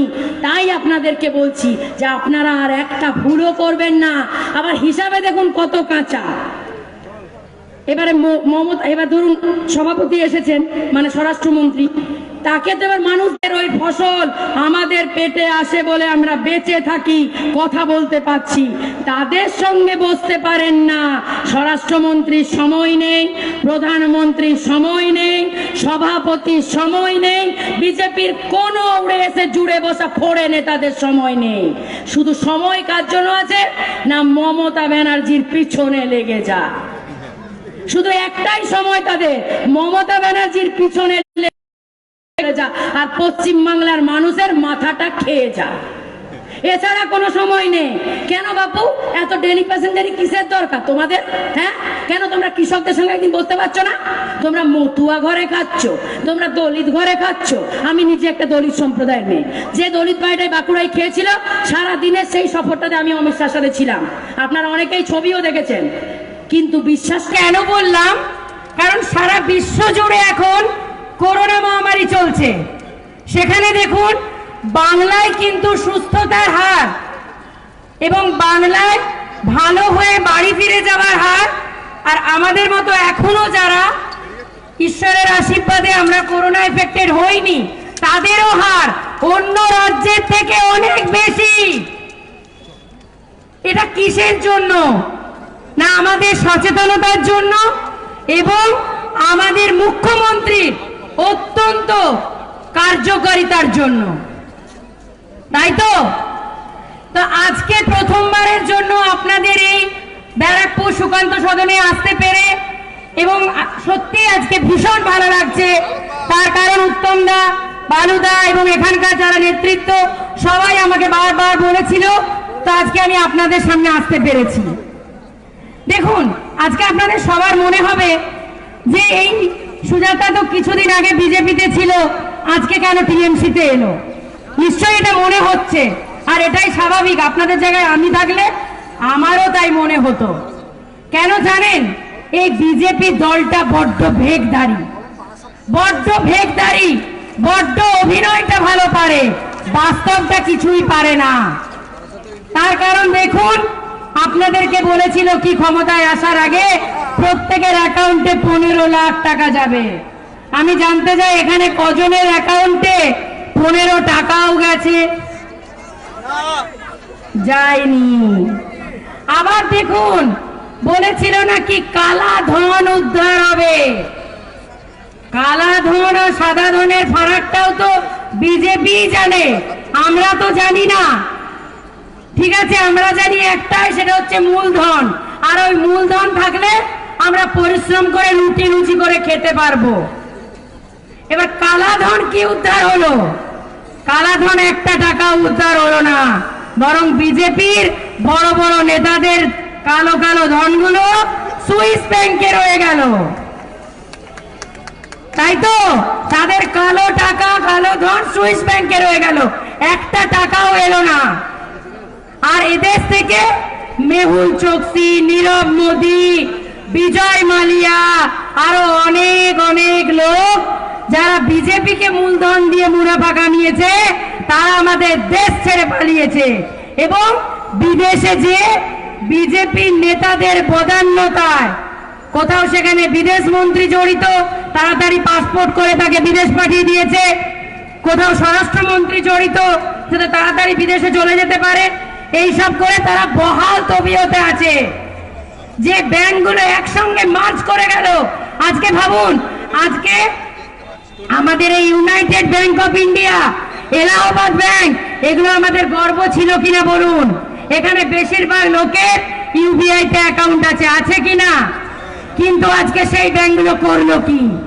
এই বর্তমান বিজেপি সরকার এবং অর্থমন্ত্রী সেই ব্যাংকগুলোকে মার্জ করে একসাথে করে দিল। এতে কি লাভ হলো? না সেই ব্যাংকগুলোর টাকাকে দিনের পর দিন লুটে এই নীরব মোদি, এই মেহুল চোকসি, এই বিজয় মালিয়াদের মতো লোকেরা আজকে বিদেশে, লন্ডনে, আমেরিকাতে যেয়ে ফুর্তিতে বিলাস বাসনে জীবন কাটাচ্ছে। আর আমার আপনার মতো সাধারণ মানুষগুলো ধুকে মরছি আমরা। আজকে ব্যাংকে তো এখানে মনে হয় অনেকেই আছে রিটায়ার্ড পার্সন, বা আমার মতন যারা অনেকেরই বাবা কাকারা সরকারি চাকরি করে। আজকে দেখেছেন ব্যাংকের সুদের অ্যামাউন্টটা কোথায় পৌঁছেছে? নিশ্চয়ই খেয়াল করেছেন, মাত্র 4%, 2.5% যে ঠেকেছে। কেন? বিজেপি তোমাদের, আমাদের টাকাগুলো কি তোমাদের বাবার টাকা নাকি? হ্যাঁ, তোমাদের বাবার টাকা। তোমরা আমাদের টাকাগুলোকে নিজেরা মেরে নিয়ে বড় বড় কেল্লা বানাচ্ছ, কালো ধন বানাচ্ছ, আর এইসব চোরগুলোকে, ডাকাতগুলোকে বিদেশ পাঠিয়ে দিচ্ছ। কেন? তারা ওই আম্বানি, আদানি, চোকসি, ফোকসি, এরা সব তোমাদের বিজেপির গেটে, মানে বিজেপির যে কোষাগার আছে সেখানে টাকা ঢোকাচ্ছে। সেই জন্য তাদের সব দোষ ছাড়। আর লজ্জা লাগে না? তোমাদের নেতারা আমাদের যুব নেতাকে তার নাম ধরে বলে না, তাকে ভাইপো নামে আক্রমণ করে। মানে তারা বিজেপি নেতাদেরকে জানতে চায়, তারা নিশ্চিত বানের জলে ভেসে এসেছে। বুঝেছেন? কোন পিতৃ পরিচয় থেকে শুরু করে কিচ্ছু নেই। তাই তো, নইলে ভাইপো ভাইজি তো আমরা সবাই কারো না কারো। আর সেটা হওয়ার মধ্যে অপরাধ কি? আমাদেরও বাড়িতে কাকা পিসি মাসি জেঠু আছে, তো এটাই তো স্বাভাবিক। আমরা সবাই সমাজবদ্ধ জীব, পারিবারিক জীব। কিন্তু বিজেপির নেতারা তা নয়। বিজেপির নেতাদের পরিবার বলতে আম্বানি, বিজেপি নেতাদের পরিবার বলতে আদানি, বিজেপি নেতাদের পরিবার বলতে মালিয়া, আরো অনেক বড় বড় দেশ বিচে দেওয়ার ডাকাত চোররা। তাই জন্য লজ্জাহীনদের মতন আমাদের যুব নেতাকে সেরা ভাইপো নামে সম্বোধন করে। আমি তো বলে যাচ্ছি আপনাদের এই ব্যারাকপুরের মাটি থেকে, সেই সব বিজেপি নেতাদের, রাজ্য নেতাদের থেকে শুরু করে কেন্দ্র নেতাদের, যদি তোমরা মায়ের দুধ খেয়ে থাকো, বাপের বেটা হয়ে থাকো, আমাদের যুব নেতাকে নাম ধরে বলো, তবে বুঝবো তোমাদের সত্যি বুকের পাটা আছে। আর না হলে বলবো অভিষেক বন্দ্যোপাধ্যায়ের নাম করতে ভয় পাচ্ছ, মমতা বন্দ্যোপাধ্যায় তো অনেক দূর, তার আগে আমরাই খাসি কেটে দেব। আগে আমাদের সাথে লড়াই করো, তারপরে অভিষেক বন্দ্যোপাধ্যায় আর মমতা বন্দ্যোপাধ্যায় তো অনেক দূর। তোমাদের তো যোগ্যতাই নেই, মমতা বন্দ্যোপাধ্যায়ের ফুৎকারে উড়ে যাবে তোমরা। এই মমতা বন্দ্যোপাধ্যায়, সেদিন আমি একটা ন্যাশনাল চ্যানেলে বসেছিলাম, তো একজন আলিপুরদুয়ারের সাংসদ বলছে আপনারা তো 18টা সাংসদ হয়েছেন, তা কি কাজ করছেন, সাংবাদিক জিজ্ঞাসা করছে। তো তিনি তখন বলছেন, না আমরা 2019 থেকে কাজ শুরু করেছি বলেই তো 18টা সাংসদ জিতেছে। আমি একটা কথা বলে তাকে চুপ করিয়ে দিলাম, যে তার মানে ওনারা 1.5 বছর কাজ করেছেন। আর মমতা বন্দ্যোপাধ্যায় কত বছর কাজ করছেন বন্ধুরা? কত বছর? এই দলটাই তো 1998 সালে তৈরি হয়েছে। আর সেই কোন ছোট্ট বয়স থেকে 16 বছরের কিশোরী লড়তে লড়তে লড়তে লড়তে 1984 সালে জায়েন্ট কিলার হয়ে যাদবপুর থেকে জিতে আসে এমপি হয়ে। তাহলে হিসাব করুন, তখন তো আমার জন্মই হয়নি। তাহলে এরা নাকি 19 থেকে লড়াই করেছে। তাহলে এবার আপনাদেরকে জবাবটা দিতে হবে আগামী বিধানসভায়, যে যদি 19 সাল থেকে বিজেপি লড়াই নাকি করেছে, সেখান থেকে নাকি 18টা এমপি পেয়েছে, তাহলে হিসাব করুন, যদি মমতা বন্দ্যোপাধ্যায় 84 সাল থেকে আপনাদের পাশে দাঁড়ানোটা হিসাব হয়, কতগুলো বিধানসভা পাওয়া উচিত আগামী বিধানসভায়? হিসাব করলে 200 পার এখনই। কিন্তু বিজেপির নেতা আছে একজন, তিনি রোজ কোনোদিন দলিত বাড়িতে খায়, কোনোদিন বাউল বাড়িতে খায়, কোনোদিন মতুয়া বাড়িতে খায়। বলি কি, কারু বাড়িতে একদিন বসে খেলে সেই বাড়িটার যন্ত্রণায় বোঝা যায় না, তো সেই সমাজটার যন্ত্রণা কি করে বোঝা যাবে? হ্যাঁ, আমি নিজে একটা দলিত সম্প্রদায়ের মেয়ে, আমি নিজে একটা পিছড়ে বর্গ সম্প্রদায়ের মেয়ে। এতই যদি দলিতদের সম্মান থাকতো, এতই যদি শিডিউল কাস্টদের সম্মান থাকতো, আমাকে তাহলে দল ছাড়তে হতো না।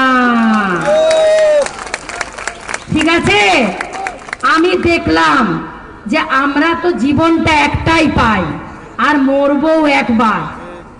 বারবার মরাটাকে কাপুরুষের মরণ বলে, আর একবার সৎ সাহসে মরাটাকে শহীদ বলে।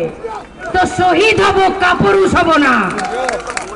তাই জন্য বন্ধুরা ঠিক করলাম যে একটা জীবন, সেই জীবনে আমাদের দুটোর প্রতি সব থেকে বেশি দায়বদ্ধতা থাকে।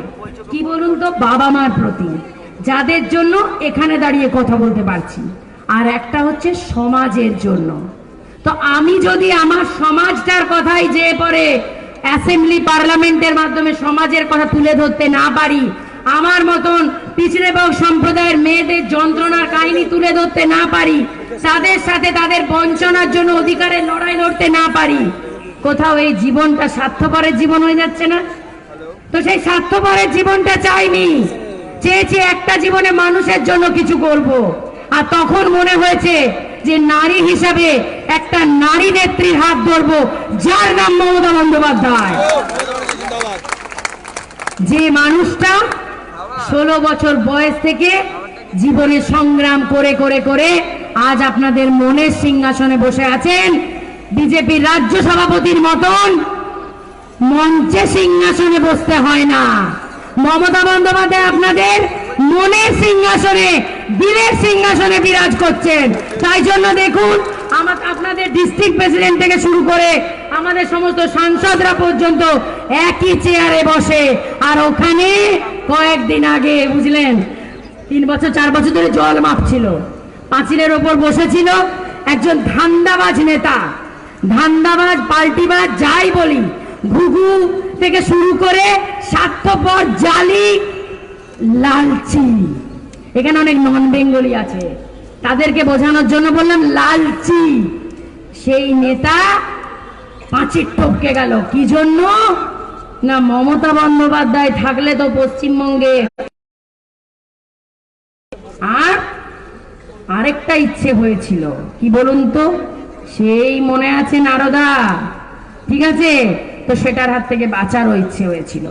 সেই কারণে তাকে পাল্টিবাজ হয়ে এত বছর 10 বছর তাকে তৃণমূল কংগ্রেসের তরফ থেকে মমতা বন্দ্যোপাধ্যায়ের দয়াতে, আপনাদের দয়াতে, মেদিনীপুরের মানুষের দয়াতে সে যে দিনের পর দিন, মাসের পর মাস, বছরের পর বছর ভোগ করে গেছে, তারপর নির্লজ্জের মতন বলে কিনা যে আমি বঞ্চনার শিকার, বলে নাকি তার করোনা হয়েছিল, কেউ খবর নেয়নি। তা আমার বাড়ি ভাঙচুর হয়েছিল, আমার বয়স্ক বাবা মার বাড়ির ইলেকট্রিসিটি কেড়ে দেওয়া হয়েছিল, বিজেপির কোন নেতা খবর নেয়নি। তাহলে কি করা উচিত? আজকে এত বছর সে এমএলএ, এমপি, মিনিস্ট্রি, চেয়ারম্যান সব পদ ভোগ করে এসে তার মনে হলো যে তৃণমূল বঞ্চনা করেছে। আরে আসল বঞ্চনা তো তুমি তৃণমূলকে করেছো, এবং তুমি ছিলে ক্যান্সার। তাই জন্য সেই ক্যান্সার হওয়া আঙ্গুলটা আমরা কেটে বাদ দিয়ে দিলাম যাতে বাকি দলটা বেঁচে যায়। আপনারা সবাই জানেন যে আমাদের যদি শরীরের কোনো একটা অংশে ঘা হয়, সেটা যদি ক্যান্সার ফর্ম করে, ধরুন কড়ি আঙ্গুল হোক, পায়ের আঙ্গুল, হাতের আঙ্গুল, ডাক্তার কি বলে যখন দেখে আর সারবে না, বলে দেখুন শুনতে খারাপ লাগবে আপনাদের, কিন্তু ওই আঙ্গুলটা যদি কেটে বাদ দিয়ে দেন বাকি শরীরটা বেঁচে যাবে, বলে তো। তাহলে আমরা কি ভাববো যে ওই আঙ্গুলটা থাকবে আমাদের গোটা শরীরটা পছন্দরই দেওয়ার জন্য? না, ঠিক আছে কষ্ট সহ্য করে আঙ্গুলটা কেটে নি বাবা, বাকি শরীরটা বেঁচে গেল। তাই এই সব এই মেদিনীপুরে এই অধিকারীদের মতো এই বেনো জলগুলো আমাদের দল থেকে যত তাড়াতাড়ি বেরিয়ে যাবে বন্ধুরা, আমার দলটা এই মমতা বন্দ্যোপাধ্যায়, অভিষেক বন্দ্যোপাধ্যায়, বালুদাদের, সৌগতদাদের দলটা গঙ্গা জলের মতো শুদ্ধ হয়ে যাবে। আর যে দলে আপনাদের মতন ভালোবাসার মানুষ থাকে, পাশে থাকে জনগণ, আপনারাই জনতা জনার্দন। আপনারা আছেন বলে আমরা এখানে দাঁড়িয়ে কথা বলতে সাহস পাই, আপনারা আছেন বলে এমএলএ হয়, আপনারা আছেন বলে এমপি হয়, আপনারা আছেন বলে মিনিস্টার হয়, আপনারা আছেন বলে কাউন্সিলর হয়, এমনকি পঞ্চায়েত প্রধানও আপনারা আছেন বলে হয়। তাই যে দলে আপনাদের মতো মানুষের আশীর্বাদ থাকে সে দলেই একটা অধিকারী গেলে কিচ্ছু আসে যায় না, বিশ্বাস করুন। ঠিক ক্যান্সারের মতো কেটে বাদ দিয়ে দেওয়া হয়েছে। আসলে বিজেপি নাকি ক্ষমতায় আসবে, রাজ্যে তাদের কোনো নেতাই নেই। সেই মমতা বন্দ্যোপাধ্যায় বাড়ির নিচে দাঁড়িয়ে আছে, কখন পচা আলু পচা ডিম মমতা বন্দ্যোপাধ্যায় ফেলবে, আর ওরা লুফার জন্য দাঁড়িয়ে আছে, লুফে নিয়ে তারা নাকি নেতা। এবার ভাবুন যে দলটাতে 7 দিনে 7 জন মুখ্যমন্ত্রী আবার লড়াই হয়, সেই দলটা নাকি ক্ষমতায় আসবে। ক্ষমতায় এসে কি হবে বন্ধু? এখানে অনেকের আত্মীয় স্বজন ত্রিপুরা বা আসামে থাকে, আশা করি একটু তাদেরকে ফোন করে জেনে নেবেন যে ত্রিপুরায় তো এই প্রথমবার বিজেপি গভর্নমেন্ট, কেমন চলছে। আসামে তো প্রথমবার বিজেপি গভর্নমেন্ট, কেমন চলছে। আমি বাকি অবাঙালি ভাষাভাষী রাজ্যগুলোর কথা বাদই দিলাম, যে ভাষাগুলো আমাদের ভাষায় তো কথা বলে ত্রিপুরার লোক, আমাদের ভাষায় কথা বলে আসামের লোক, একটু জেনে নেবেন। তারপরে আপনাদের ওই মহামূল্যবান কোটি কোটি টাকা দামি ওই ভোটটা, সেটা বুঝে ইভিএম বা ব্যালট বাক্সে ডালবেন। কারণ ভুলে যাবেন না, 21-এর ভোটটা নিজেকে বাঁচানোর, পরিবারকে বাঁচানোর, সমাজকে বাঁচানোর, প্রতিবেশীকে বাঁচানোর ভোট। আর এই ভোটে আমরা মমতা বন্দ্যোপাধ্যায়কে, আমাদের প্রিয় দলনেত্রীকে, ভারতবর্ষের একমাত্র মহিলা মুখ্যমন্ত্রীকে তৃতীয়বারের জন্য ক্ষমতায় জিতিয়ে আনবো এবং পশ্চিমবঙ্গে পুনরায় তৃণমূল কংগ্রেসের সরকার প্রতিষ্ঠা করব। এটাই হোক আজকে আমাদের এই ব্যারাকপুরের মাটি, মঙ্গল পাণ্ডের মাটি, এখান থেকে চ্যালেঞ্জ, প্রতিজ্ঞা, পণ, শপথ। কারণ এই মাটি থেকে মঙ্গল পাণ্ডে ইংরেজদের বিরুদ্ধে সিপাহী বিদ্রোহের সূচনা করেছিল। আর আপনাদেরকে এই মাটি থেকে যে ভুলটা আপনারা বিগত 2019-এর লোকসভায় করেছেন বা বিধানসভা উপনির্বাচনে করেছেন, সেই ভুল আপনারা 21-এ পুনরায় করবেন না। এই একটাই কথা বলার আপনাদেরকে। বাকি আপনারা সবাই समझदार जनगण और समझदार लोगों के लिए ईसा राय काफी होता है। তাই একটাই কথা বলে আমি আমার আজকের বক্তব্য শেষ করব। বালুদারা ডাকলে আমি আবার আসব। এরপরে ভাটপাড়া আছে, কালকে আবার আপনাদের এখানে নৈহাটি আছে, হাবড়া আছে, মনে হচ্ছে উত্তর 24 পরগনা দ্বারা বাড়িয়ে নেব। তো আমাদেরকে কন্যাশ্রী দিয়েছে, রূপশ্রী দিয়েছে, শিক্ষাশ্রী দিয়েছে, গতিধারা দিয়েছে, সমব্যথী দিয়েছে। এবং অন্য কথা বলার আগে একটা বলি যে আজকে আমাদের দুয়ারে সরকার কর্মসূচির 21 দিন সম্পূর্ণ হচ্ছে। চমকপ্রদ সূচনার পরে দুয়ারে সরকার কর্মসূচি পৌঁছে গেছে 1 কোটির বেশি মানুষের কাছে। দ্বিতীয় পর্যায়ে 15 তারিখ থেকে শুরু হয়েছে। 352টি শিবিরের মাধ্যমে 11টি সরকারি প্রকল্প জনগণের কাছে আনার এই উদ্যোগ এখন প্রায় 1 কোটি 14 লক্ষ মানুষের কাছে পৌঁছেছে। প্রথম পর্যায়ে মাত্র 11 দিনের মধ্যে 64 লক্ষের বেশি লোক বিভিন্ন প্রকল্পের আওতায় নিবন্ধিত হয়েছে।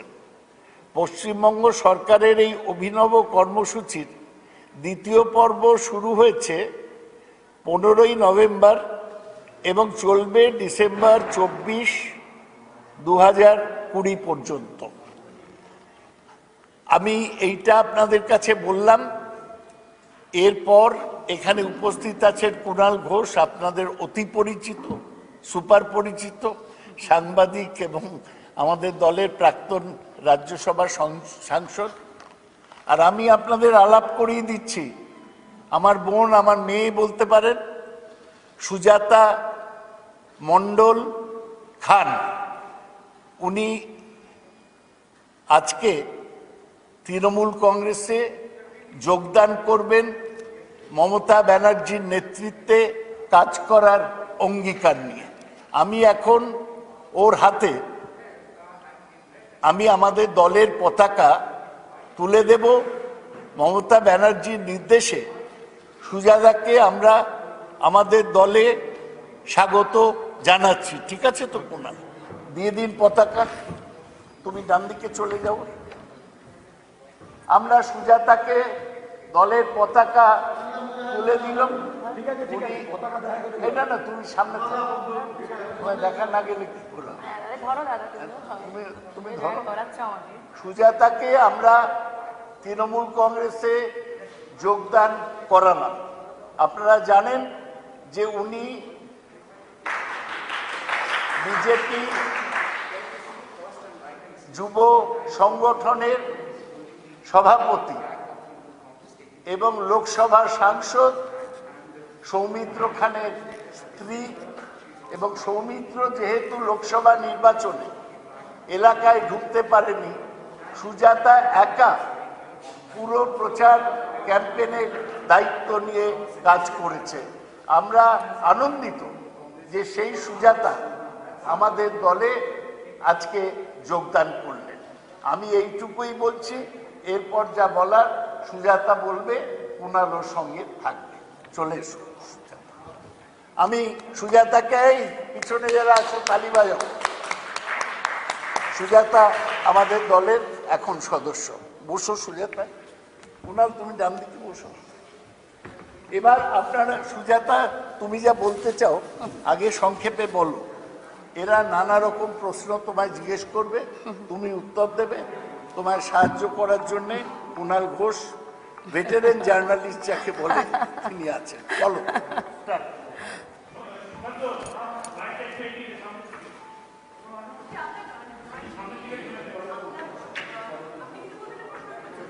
না বলবে বলুন।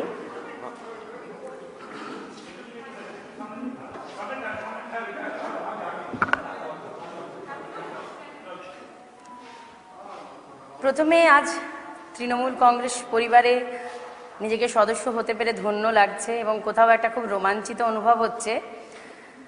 আর সবচেয়ে মনে হচ্ছে যে একটা নিঃশ্বাস নিতে পারছি, অর্থাৎ একটা প্রাণ ভরে যেন একটা মানে নিঃশ্বাস ফিল হচ্ছে, শরীরে ঢুকছে। তো আজকে এই মানে এতটা চ্যালেঞ্জিং, এতটা চরম সিদ্ধান্ত আমি নিলাম কেন? আমি জানি আমার সমস্ত সাংবাদিক বন্ধু দাদা দিদিদের এটাই প্রশ্ন, এবং শুধু আপনাদের নয়, হয়তো গোটা পশ্চিমবঙ্গবাসীর বা কোথাও হয়তো আমার দেশের অনেক মানুষেরও এটাই প্রশ্ন প্রথম, যে মেয়েটা মানে এতটা বিজেপির জন্য প্রাণপাত করে লড়াই করলো, এতটা খুন দিল, রক্ত দিল এবং পরিশ্রম করলো, একটা লোকসভা সিট ভারতীয় জনতা পার্টিকে উপহার দিল, যে কয়েকদিন আগেও কট্টর বিজেপি হয়ে লড়াই করে গেছে মাঠে ময়দানে ঘাটে সব জায়গায়, এবং মৃত্যুকে নিশ্চিত জেনেও আমি সব জায়গায় ছুটে গেছি, একটা সাধারণ নারী হয়ে মানুষের পাশে থেকেছি অল টাইম, তাদের সুখে দুঃখে যতটা পেরেছি। তো আজকে কেন যে দলটার বিরুদ্ধে আমার লড়াই ছিল সেই দলটা অর্থাৎ তৃণমূল কংগ্রেসের পরিবারে আমার কেন যোগদান করা, সেই প্রশ্নটা বলবো বলেই আজকে আপনাদের সামনে এসেছি, আপনাদের কাছে এসেছি। অ্যাকচুয়ালি সব কিছুর পরে আমরা মানুষ চাই যে একটা যোগ্য সম্মান আর মর্যাদা। তো সেখানে যদি একটা সম্মান এবং মর্যাদার হানি হয়, এবং তাও আবার আমরা সর্বোপরি আমি একটা মহিলা এবং তপশিলি সম্প্রদায়ের মহিলা। এখনও আপনারা জানেন যে সমাজে দলিত সম্প্রদায়ের মেয়েদের উপর কতটা অত্যাচার হয়, দলিত সম্প্রদায়ের মেয়েরা কতটা পিছিয়ে আছে। সেখানে যদি আমি একটা দলিত সম্প্রদায়ের মেয়ে হয়ে, একটা তপশিলি পরিবারের মেয়ে হয়ে আজকে এই লড়াই করে আপনাদের ভালোবাসা নিয়ে, আমার বিষ্ণুপুরের মানুষের ভালোবাসা নিয়ে, পশ্চিমবঙ্গের মানুষের ভালোবাসা নিয়ে আজকে যেটুকু সুজাতা হয়ে উঠতে পেরেছি, সেটা সবটুকুই তাদেরই কৃতিত্ব। আজকে বিষ্ণুপুর লোকসভার মানুষ, বাঁকুড়া জেলার মানুষ, পশ্চিমবঙ্গের মানুষের আশীর্বাদ না থাকলে সুজাতা হয়তো নেত্রী হয়েছে কিনা বলতে পারবো না, সেটা তো আমার প্রিয় নেত্রী আগামী দিন আমাকে তৈরি করবেন, আমার প্রিয় দাদা অভিষেক দা আমায় তৈরি করবেন। কিন্তু যেটুকু মানে নিজেকে যেটুকু জায়গায় এনে আপনাদের সামনে আজ কথা বলছি, সেই জায়গাটাতেই যদি চোট পাই, সেই জায়গাটাতেই যদি সম্মান না থাকে, সেই জায়গাটাতেই যদি মনে হয় মর্যাদা প্রতি মুহূর্তে ক্ষুণ্ণ হচ্ছে, সেখানে একজন নারী হিসাবে থাকাটা সম্মানের, সুরক্ষার, মর্যাদার কোনোটাই মনে করিনি। এবং অন্য অনেক মানে সুযোগ সন্ধানী নেতাদের মতন দিনের পর দিন ঝুলিয়ে রাখারও প্রয়োজন বোধ করিনি, যে দিনের পর দিন, মাসের পর মাস, বছরের পর বছর যে দল থেকে এত বছর সুযোগ সুবিধা ভোগ করে এলাম, সেই দলকে হঠাৎ করে সেই দলের দুঃসময় ভেবে আজকে যে দলে ঝাঁপ মারবো সেই দল সুসময়, এই ভেবে ঝাঁপ মেরে যাব, এই মানসিকতার মানুষ আমি কোনোদিনই ছিলাম না, আপনারা জানেন। কারণ সেই সময় ভারতীয় জনতা পার্টিটা করতে শুরু করেছিলাম যখন আমরা কেউ জানতাম না যে ভারতীয় জনতা পার্টি 2 থেকে 18 যেতে পারে বা 0 থেকে হিরো হতে পারে। তো তখন যখন বুক চিতিয়ে উইদাউট সিকিউরিটি, আপনারা জানেন বিষ্ণুপুর লোকসভায় কতটা প্রতিকূল ছিল সেই সিট বার করা, যেখানে ক্যান্ডিডেট ঢুকতে পায়নি মাসের পর মাস, আমি কোনো কিছু সাপোর্ট পাইনি সেই অর্থে।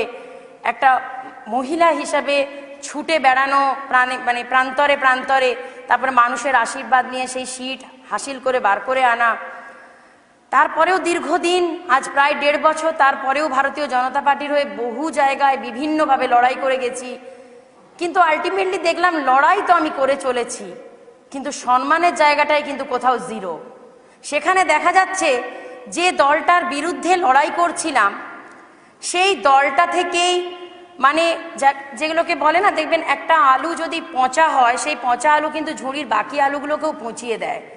তো সেই পচা আলুরা যদি আজকে তৃণমূলে থেকে তারা দুর্নীতিগ্রস্ত লিডার হতে পারে, তারা খারাপ লোক হতে পারে, পচা আলু হতে পারে, তাহলে সেই লোকেরা যদি ভারতীয় জনতা পার্টিতে যখন যাচ্ছে তখন তারা শুদ্ধ হয়ে যাচ্ছে।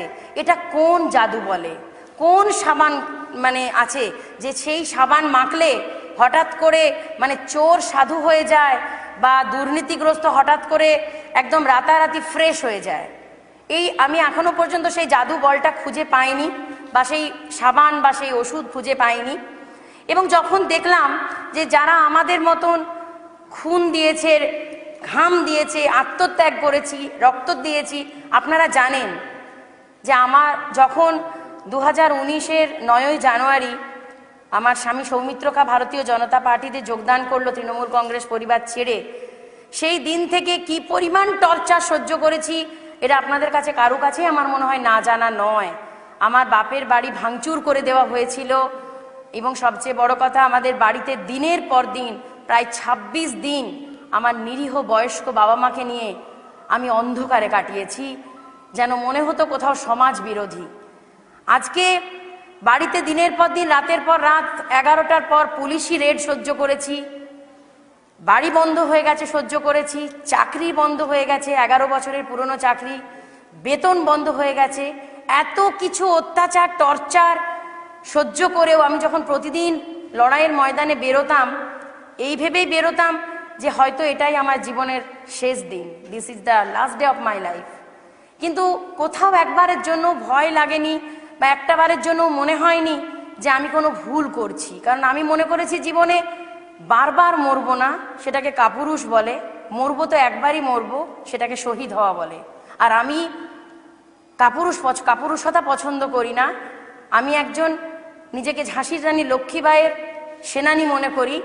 আর আজ থেকে তো সেই ঝাঁসির রানী লক্ষ্মীবাইয়ের একটা প্রতিমূর্তি আমরা দেখতে পাই আমাদের প্রিয় নেত্রী মাননীয়া মমতা বন্দ্যোপাধ্যায়ের মধ্যে। এবং আমার প্রিয় নেতা, যে নেতার গাইডেন্সে আগামী দিন আমরা যারা একদম তরুণ তুর্কি যুব আগামী দিন এগিয়ে যাব, সেই প্রিয় নেতা অভিষেকদার সাথে আমরা আগামী দিন আমি লড়াই করে যাব।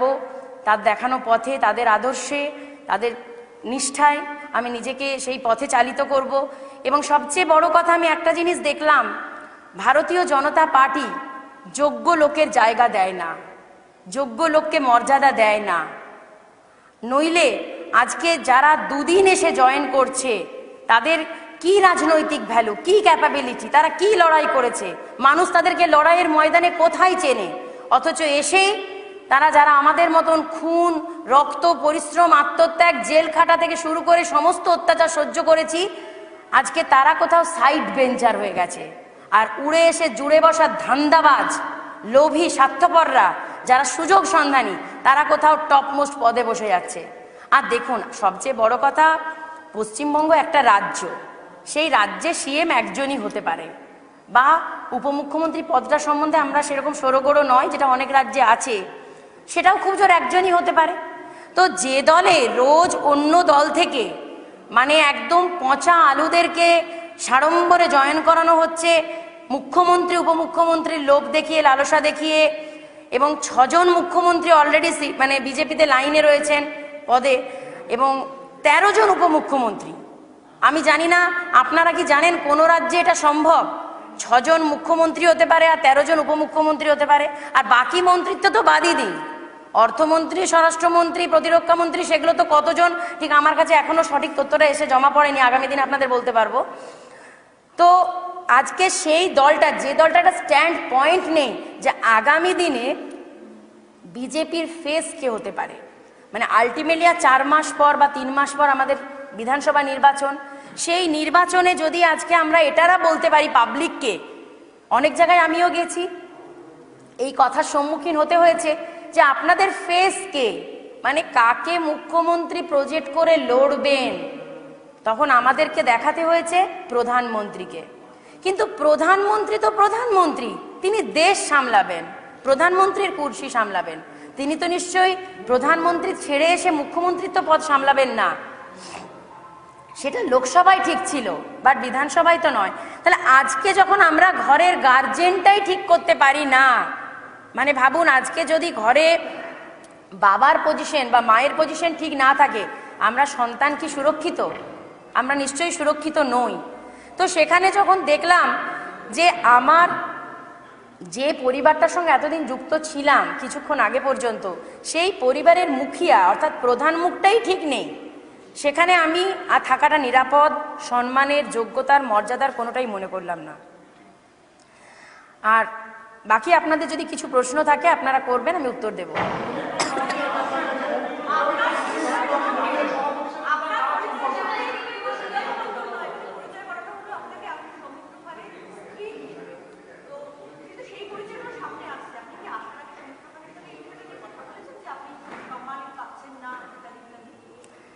দেখুন, একটা পরিবারে থাকতে থাকতে তো একে অপরের সব কথাই জানা যায় এবং সেটাই স্বাভাবিক। আর সবচেয়ে বড় কথা, দেখুন, এটা তো রাজনৈতিক মঞ্চ, আমি একটা দলের মানে মুখপাত্রের সাথে বসে আছি বা আপনাদের সামনে প্রেস মিটে বসে আছি, সেখানে পারিবারিক কথা আমার মনে হয় আজকে না তোলাই ভালো। আজকে রাজনৈতিক প্রশ্ন করুন বা আমার এই পদক্ষেপ কেন সেটা নিয়ে প্রশ্ন করুন।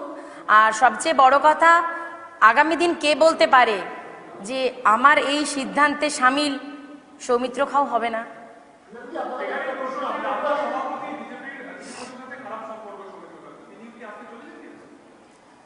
দেখুন, আপনি যার কথা বললেন, আগামী দিন কে বলতে পারে যে রাজ্য সভাপতি তৃণমূল কংগ্রেসে যোগদান করবে না? সেটাও তো হতে পারে।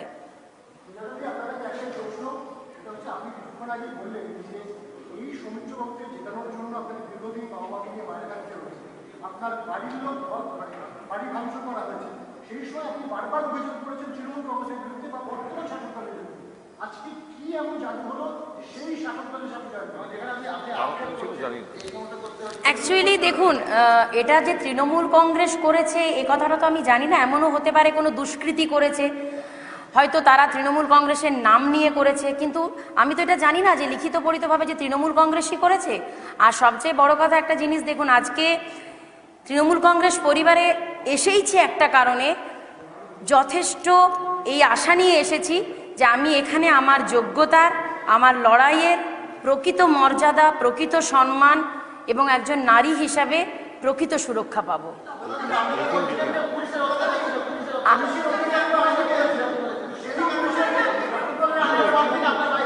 আর যদি একজন একজন করে প্রশ্ন করেন আমি সবারটা উত্তর দিতে পারবো।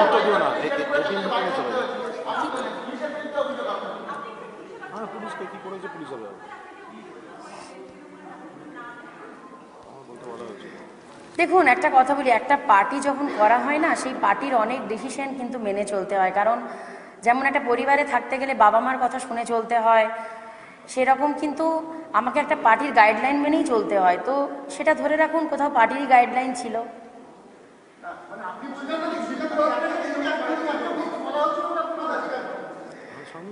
দেখুন, একটা কথা বলে, আমি তো সেই অর্থে মানে বিজেপি প্রথম দিন থেকে, আমি যেমন আজকে তৃণমূল আমি নিজে থেকে জয়েন করলাম, বিজেপি জয়েনটা তো সেই অর্থে ছিল না। বিজেপিটা ছিল কোথাও একটা ধরে রাখুন একটা লক্ষিন্দরের পাশে বেহুলা হওয়া বা মানে সতী পার্বতী হওয়া। কারণ স্বামীর প্রতি যে অন্যায় অবিচার, স্বামীরকে জেতানোর লক্ষ্যে আমি সেই লড়াইতে সামিল হয়েছিলাম এবং ভারতীয় জনতা পার্টি পরিবারে আমি সদস্য হয়েছিলাম, এর বেশি কিছু না।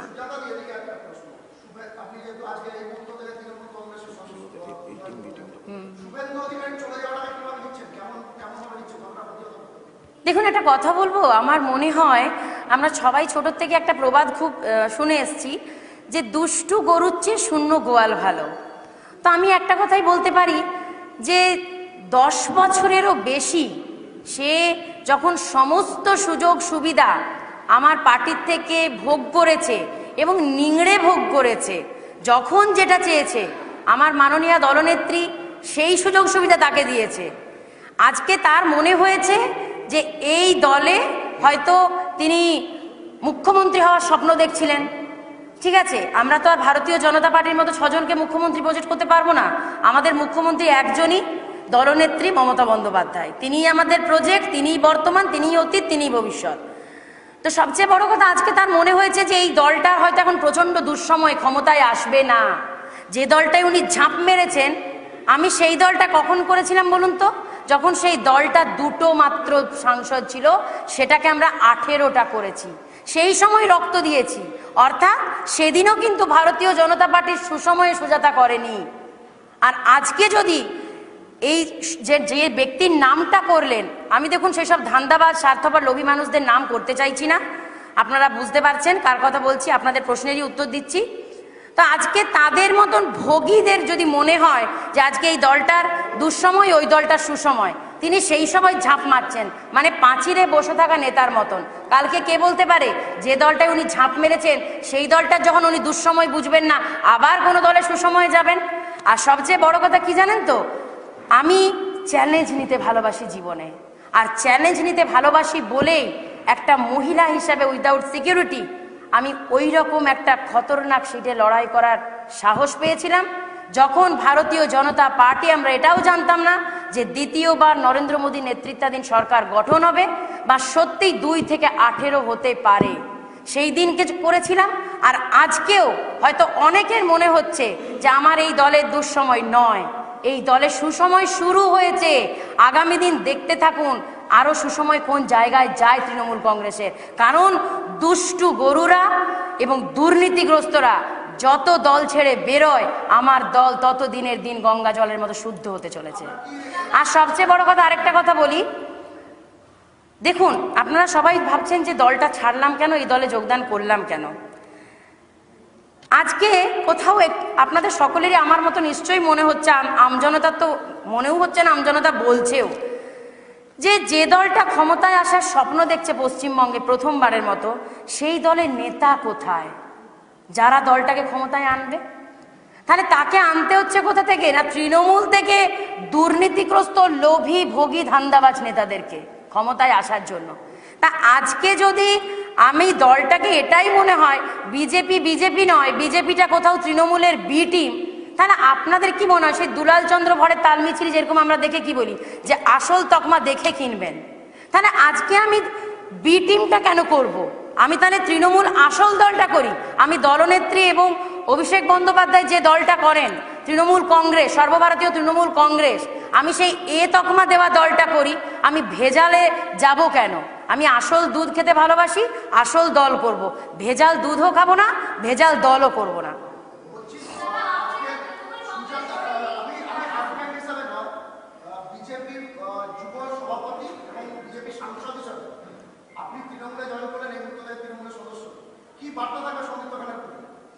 আমি তাকে এটাই বলবো যে সে তার নিজস্ব মর্যাদা এবং সমস্ত শ্রীবৃদ্ধি নিয়ে তার সুবুদ্ধি হোক, এবং তিনিও একদিন আমার এই দলে, এই পরিবারে তিনি অংশগ্রহণ করুন এবং সম্মানের সাথে তিনি আগামী দিন এই পরিবারে কাজ করুন।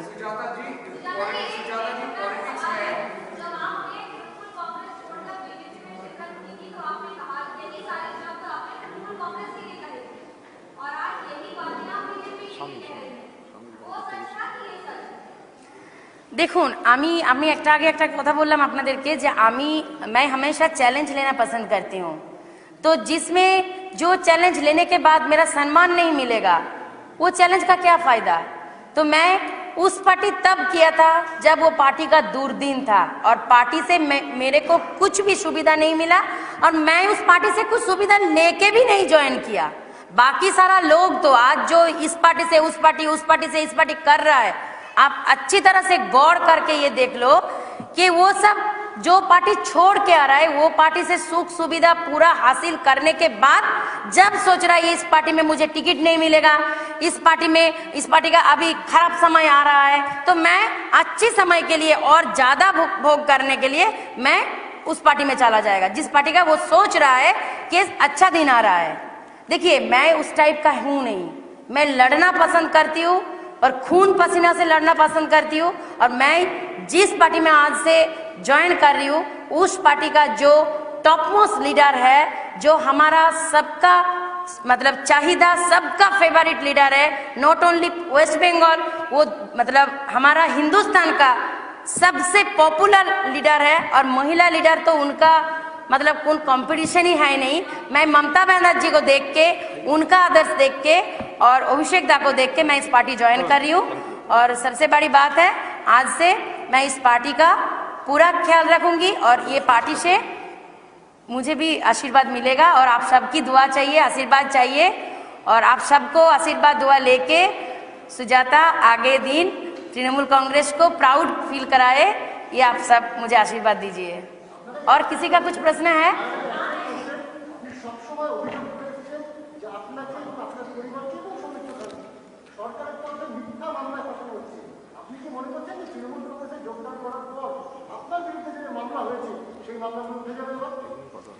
দেখুন, আমি মামলা ঘটিত ব্যাপার বা পারিবারিক ব্যাপার নিয়ে খুব একটা কথা আজকে বলতে চাই না। এই নিয়ে কথা আপনাদের সঙ্গে আগামী দিন হতেই থাকবে, কারণ আপনারা সাথে না থাকলে তো এগোতে পারবো না, আপনাদের সাথে থাকতে হবে। আর সবচেয়ে বড় কথা, আজকে নতুন রাজনৈতিক জীবন একটা শুরু হলো সুজাতা, তার জন্য আপনাদের আশীর্বাদ চাই, শুভেচ্ছা চাই, সবাই সাথে থাকুন।